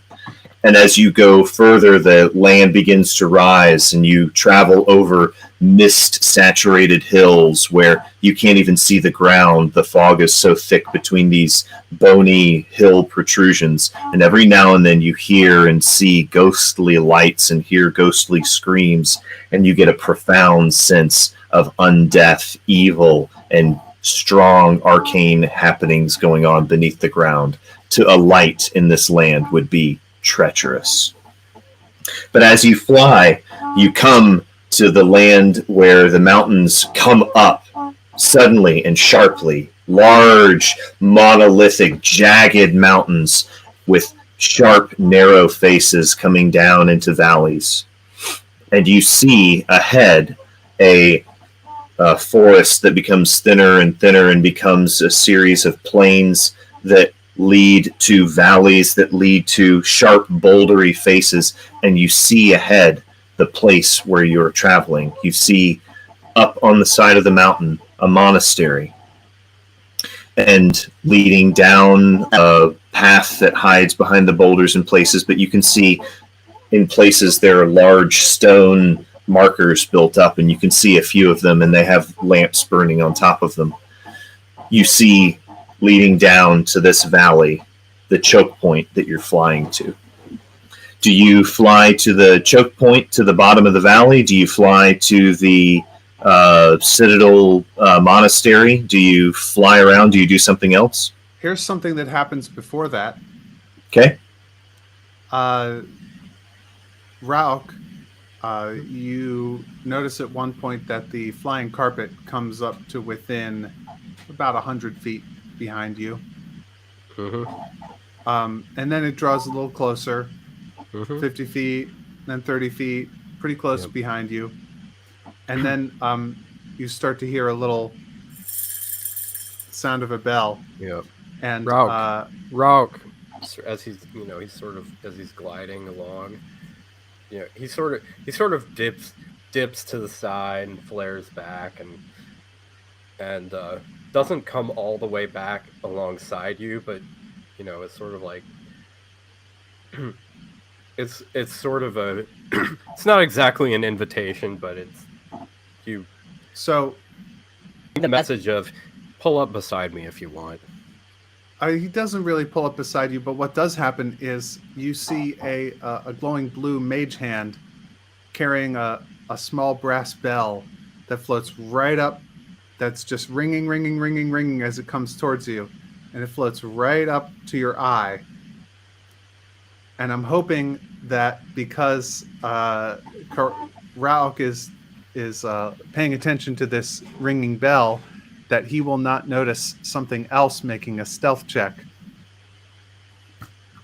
All right, Raak, make me a perception check, or I guess an insight check. Make me an insight check. Insight.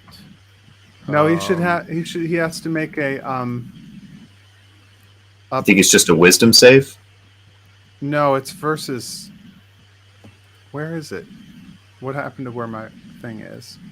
Well, I was going to have him go through a certain DC, and if he fails, you get advantage. Oh, okay, sure. Yeah. Yeah. So, give me a D20 roll, and let's see if modifiers make a difference. Just a straight roll. Just a straight D20 roll. Oh, okay. What is that? That is a 7. Okay. Yeah.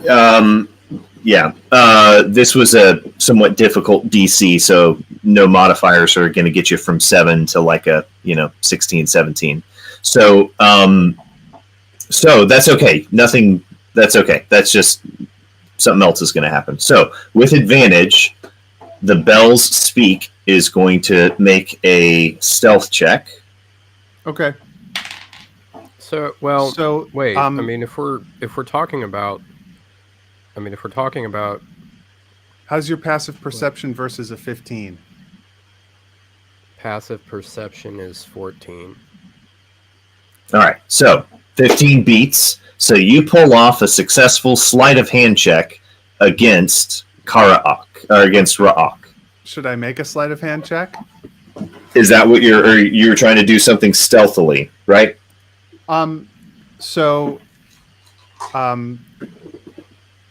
My familiar, which is a bat, approaches Rauk without being seen or noticed. With a 15 stealth check. Okay. And then, hang on. What's your bat's armor class? 12. Okay. You see this Thunderbird comes swooping down and just crushes the bat in its talons and goes swooping past, and it flies by you, and it doesn't knock you off, but it comes really, really close to knocking you off. It like buzzes you.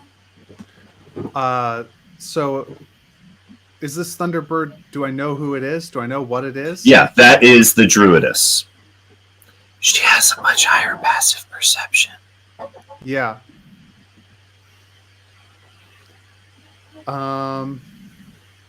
In that case, self roll for it, so I basically gave myself disadvantage, and I rolled the same as her passive perception, which the was Druidess gets a message in her head. Okay. What are you doing, you fool? It's going to take me a spell slot to get my familiar back. The Druidess responds to you and says, I would have thought that one of your learning would have wisdom to go with that knowledge. I have wisdom you know nothing about.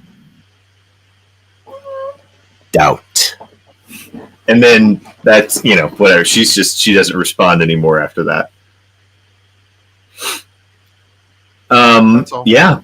So the two of you, you're all still flying. So you're flying along. Does he, I guess this bell just kind of... When this happens, when the Thunderbird crushes my familiar, the mage hand brings the bell back to me. Right. I mean, do I know that the bell was his doing? No. And I kind of... Oh, I don't. No, I mean, you well, missed. can I- You failed. I You mean, failed your it's- perception check. It's No, a the pretty perception easy, check it's was a for the pretty easy bat. guess. There's only one guy flying around up here with Yeah. a bunch of bells all over his The body. perception. So the check was perception for the check bat. was for me to know whether or not you were going to give him advantage on his check. I was allowing it to, he wanted to not just do it. He tried a gambit to see if he could do it even better. So if the gambit worked, he got advantage, and his gambit worked. So anyway, Right. so you guys are flying along. What do you want to Well, do? so- no, I mean, so do I? But No, I think he knows that it was me. that the bell. Okay, so it's a bell. I mean, it's your bell. It's your brass bell. I was just trying to distract him so the bat could get Yeah. to him. He's Yeah. yeah. So I mean, like once it after it's flying around, like like Karok looks back at him and looks at the bell. And looks Yeah, the back. Thunderbird just swooped between you and Okay, and then the him. Thunderbird goes off, and like after the Thunderbird's gone, like Karok looks, like squawks at the bells and gives him a look like, "What are you doing? What do you want?" So the bells What is- speak. You're being glared at by an eye the size of a grapefruit that narrows at you. Yeah, he's sitting cross-legged serenely on his carpet. The bells jingle Does- lightly in the wind. No, doesn't even acknowledge Karok. No, All right. just I'm looks back at all you. right. I'm going to when he doesn't respond, Karok sort of makes a swoop. I'm not like trying to hurt him or anything, but I'm gonna do it in a way that he gets Turbulence. that he experiences some turbulence, and then I fly off and put some distance between us. You see this Quetzalcoatlus lunge up and forward in the air 2-3 times farther than he should be able to propel himself with each pump. I mean, it's astonishing. Like you've never felt that kind of wind power from the wings of any Quetzalcoatlus by a significant amount. Okay. So you are now ahead of the pack. So it is now Tashash out front and everybody else kind of together. The Luck Dragon is flying kind of in tandem with you. The bells speak, and Goldie is behind you guys. The Thunderbird seems to be kind of doing circles around you guys in the air, and Tashash is pulling ahead. Karok he's gonna land Gravy. on, Oh my gosh. like one of the heights. I know, he's got so many names now. he's gonna land on one of the heights, and sort of scope out the area. Like, what does he see? Okay, so there is a kind of a craggy face, a peak, sub-peak, that is up above the monastery even, and it gives you a good view of the valley going in. And as you land there, you see the others kind of fly up near and around where you've landed, and you can see, especially with your keen lycanthropic eye, even more clearly in detail, that the past does not seem to be recently trampled, right? You're looking at the vegetation, you're scanning around for signs that a herd has moved through here, and you can see no evidence that the herd has yet made it here, which it was questionable, right? If the winds had been against you, you probably wouldn't have been able to make it here quickly enough. All right, so I want to make so we're back. I assume we're in. I'm in like favored terrain here, right? Yes, yeah. These mountain passes constitute one of your ranger trains. Yeah. So I want to.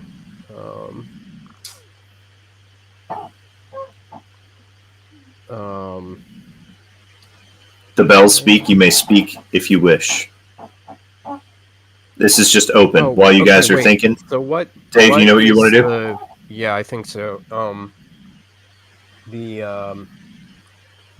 Okay. So I knew what that critter was, right? What kind of creature was it? It was a cephalith, and it was something that comes. Yeah, it's an aberration. Okay. I am going to use primeval awareness. Man, that is so good. I didn't even think about that. That would have been a jerk move if I had brought an enemy type that was not one of your favorite enemies, and you're like the ranger for the night. That'd be awful. Okay, primeval awareness. As an action, you can expend one ranger spell slot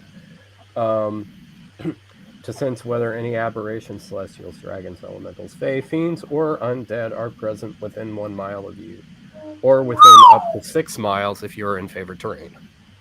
So yeah, so you kind of sit there and you do the initial level of ranger attunement, and you kind of do something almost like astral project, like you just kind of take in remotely everything happening in the environment around you. And having come so recently from the astral sea, and this being your favorite terrain, you kind of do that whole and you can kind of see a little image of the valley before you, and you can sense exactly where the herd is, this tainted super herd, because you can perceive both the beast life and the taint with it. And so you sense the size and the shape, and you feel over to the part of the valley, and in your mind you consider the map that you've seen in your mind for years, and you know where they are, and you know that they're coming in about maybe 6 hours. So technically, technically it doesn't tell me the size or location of the creature. Right. But you don't know the size, and you don't know the location, but you know the direction and about how far away. Okay. So, yeah. All right.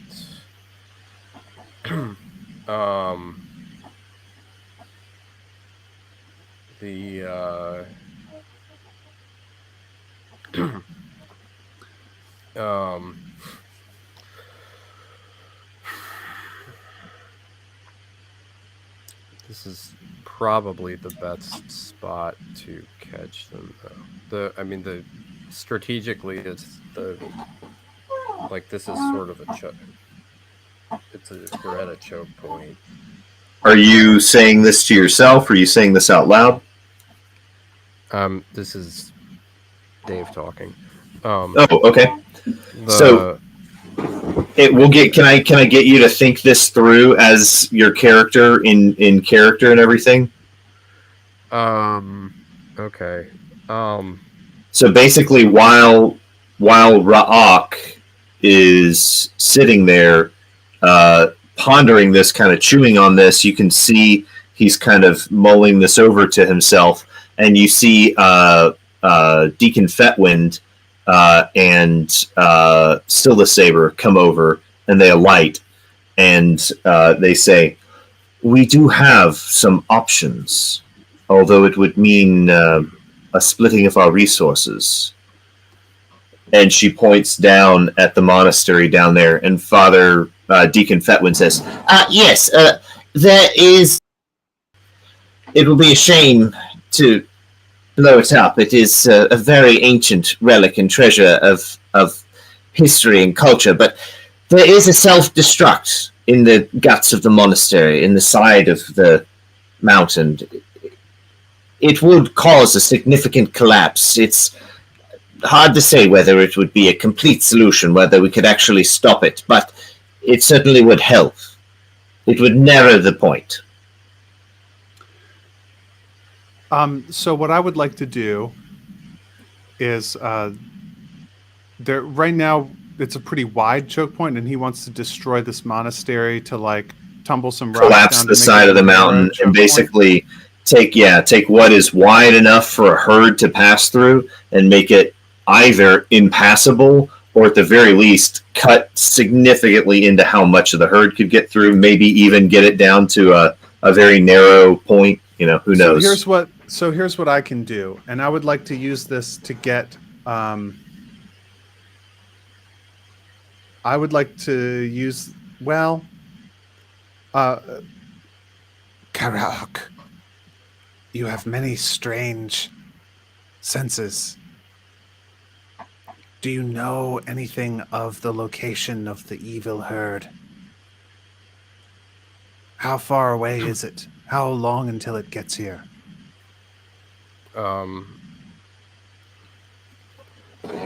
Rock looks back at you suspiciously. and sa and um,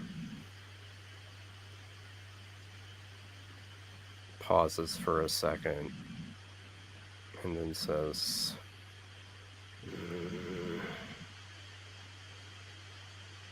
I see with 2 eyes just as you do. What do you see? Cool. So I don't know what he knows, which is where the herd is.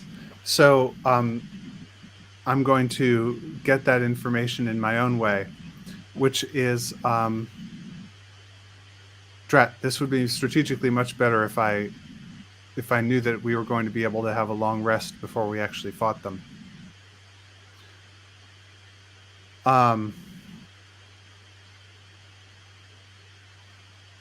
Who do I think has the best strategic sense of how far away the evil herd is from here right now? Can I see them if I take my magic carpet way up high? Can I see like a dust cloud from the herd or anything like that?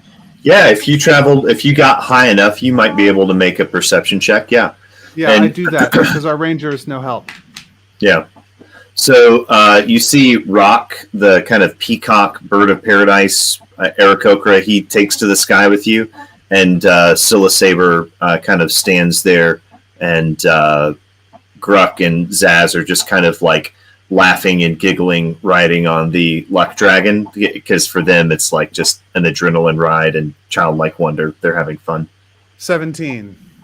Okay, you get up high, and you do in fact see a slide of rocks coming down the face, and you look around, and you kind of get a feel for the weather and everything, and you go, no, that big of a slide of rocks shouldn't be happening over there. That's so you get it. You're pretty sure you can see the pass that they're coming from.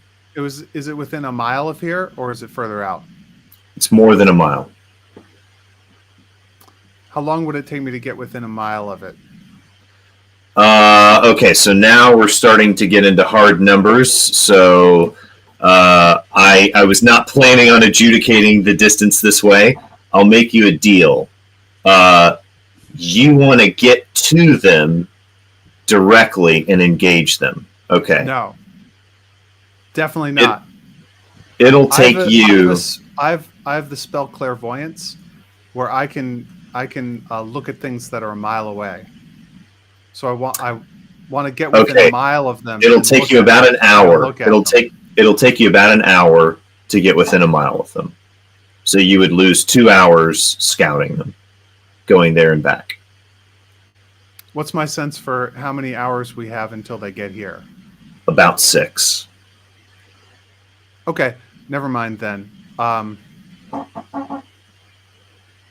You're a lot faster than them, but it will take you a little chunk of time. Right. Is it pretty? I'll say you can get out and get back in an hour if you're really, really fast, and you've got a magic carpet. Sure, you can get there and back in 1 hour. 6 hours before we have to blow stuff up. I'm not going to use one of these spell slots on this. Okay. I don't have time for a long rest. So just after floating way up to the top and looking, I float down again and I say,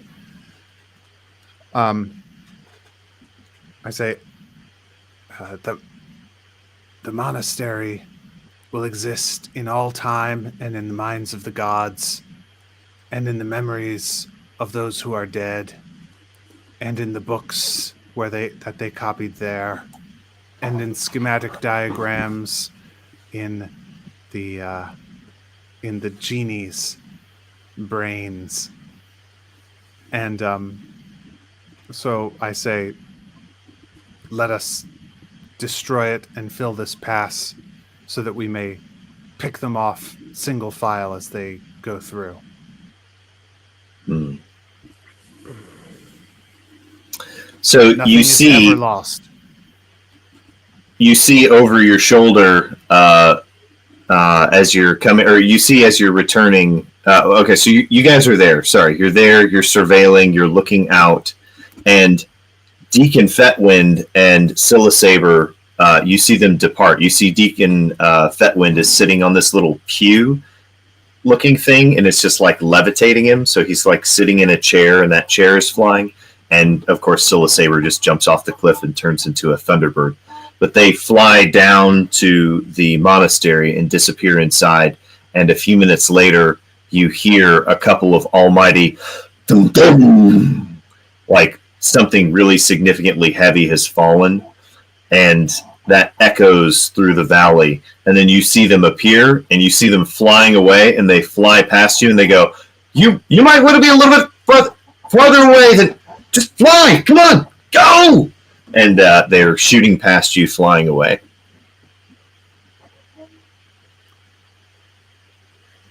I follow them. Okay, Gravy, do you just kind of sit there?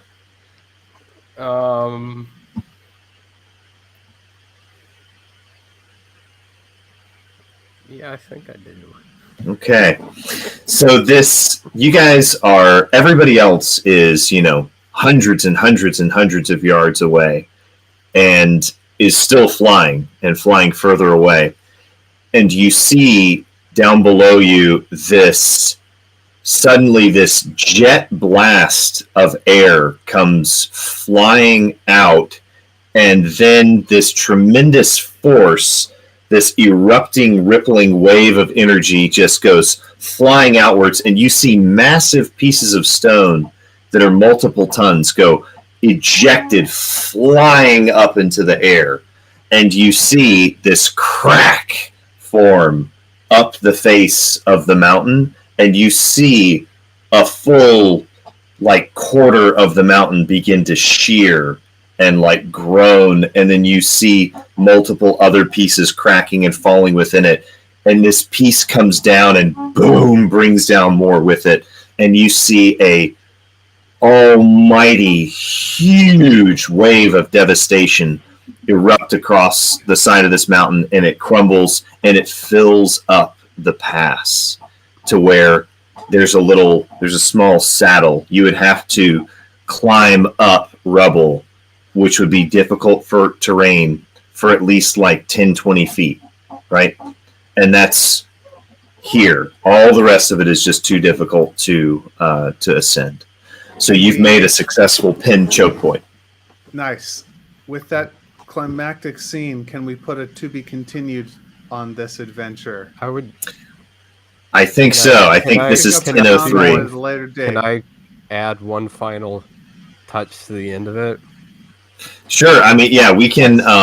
If you've got 5 more minutes, we can do one battle, right? One quick one. You can meet one enemy. Well, Sure. I just want to do something real quick. I want to do Sure. What do you want to do? Dave has one more 5-minute thing. Okay. Not quite 5 minutes. I think this is a good place to stop. So,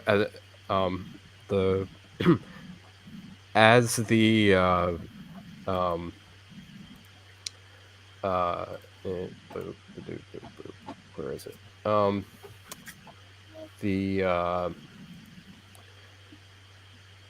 As all this chaos is erupting around them and whatnot, everyone else is flying away. Rauch stays in place, and when everything blows up, Rauch is going to use that.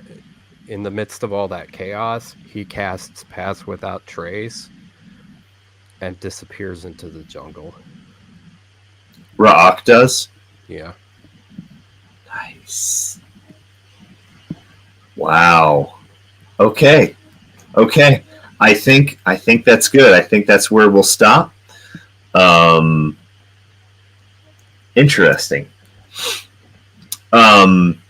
Wow. Yeah. Okay. So I think that was basically like watching anthrax get like dropped into the water or something like that.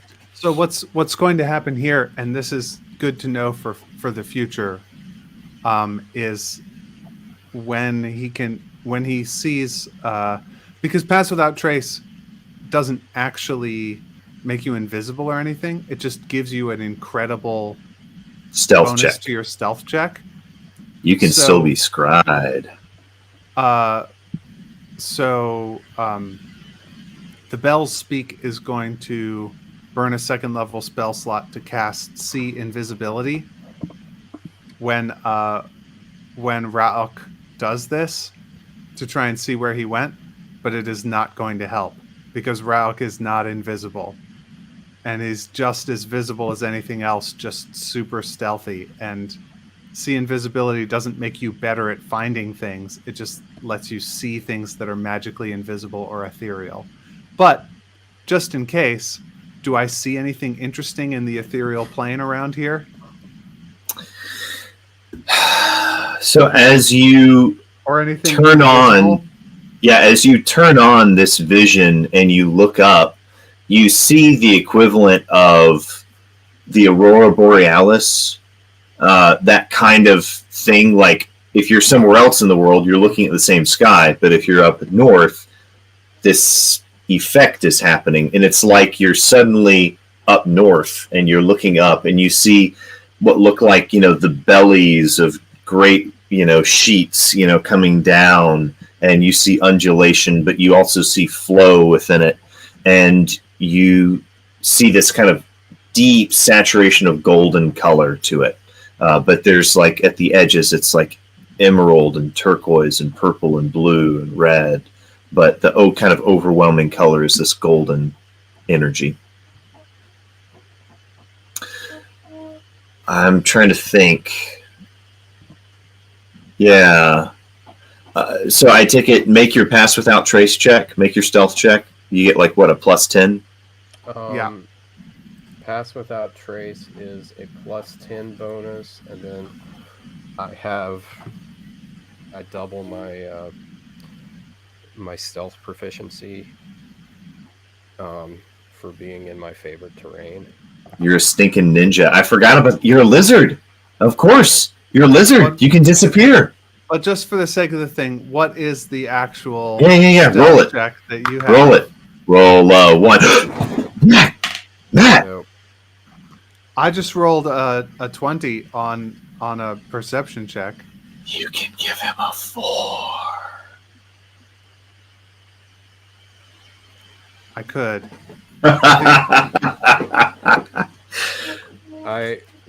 okay. I mean, so unless you're trying to do this while you're still around other people, so you do have to make a stealth check to disappear. So he does what he does. Like everybody else is like, let's go, and they're all flying off. Yeah. And he doesn't move, and then this mountain explodes. Rocks are flying, dust is flying. Yeah.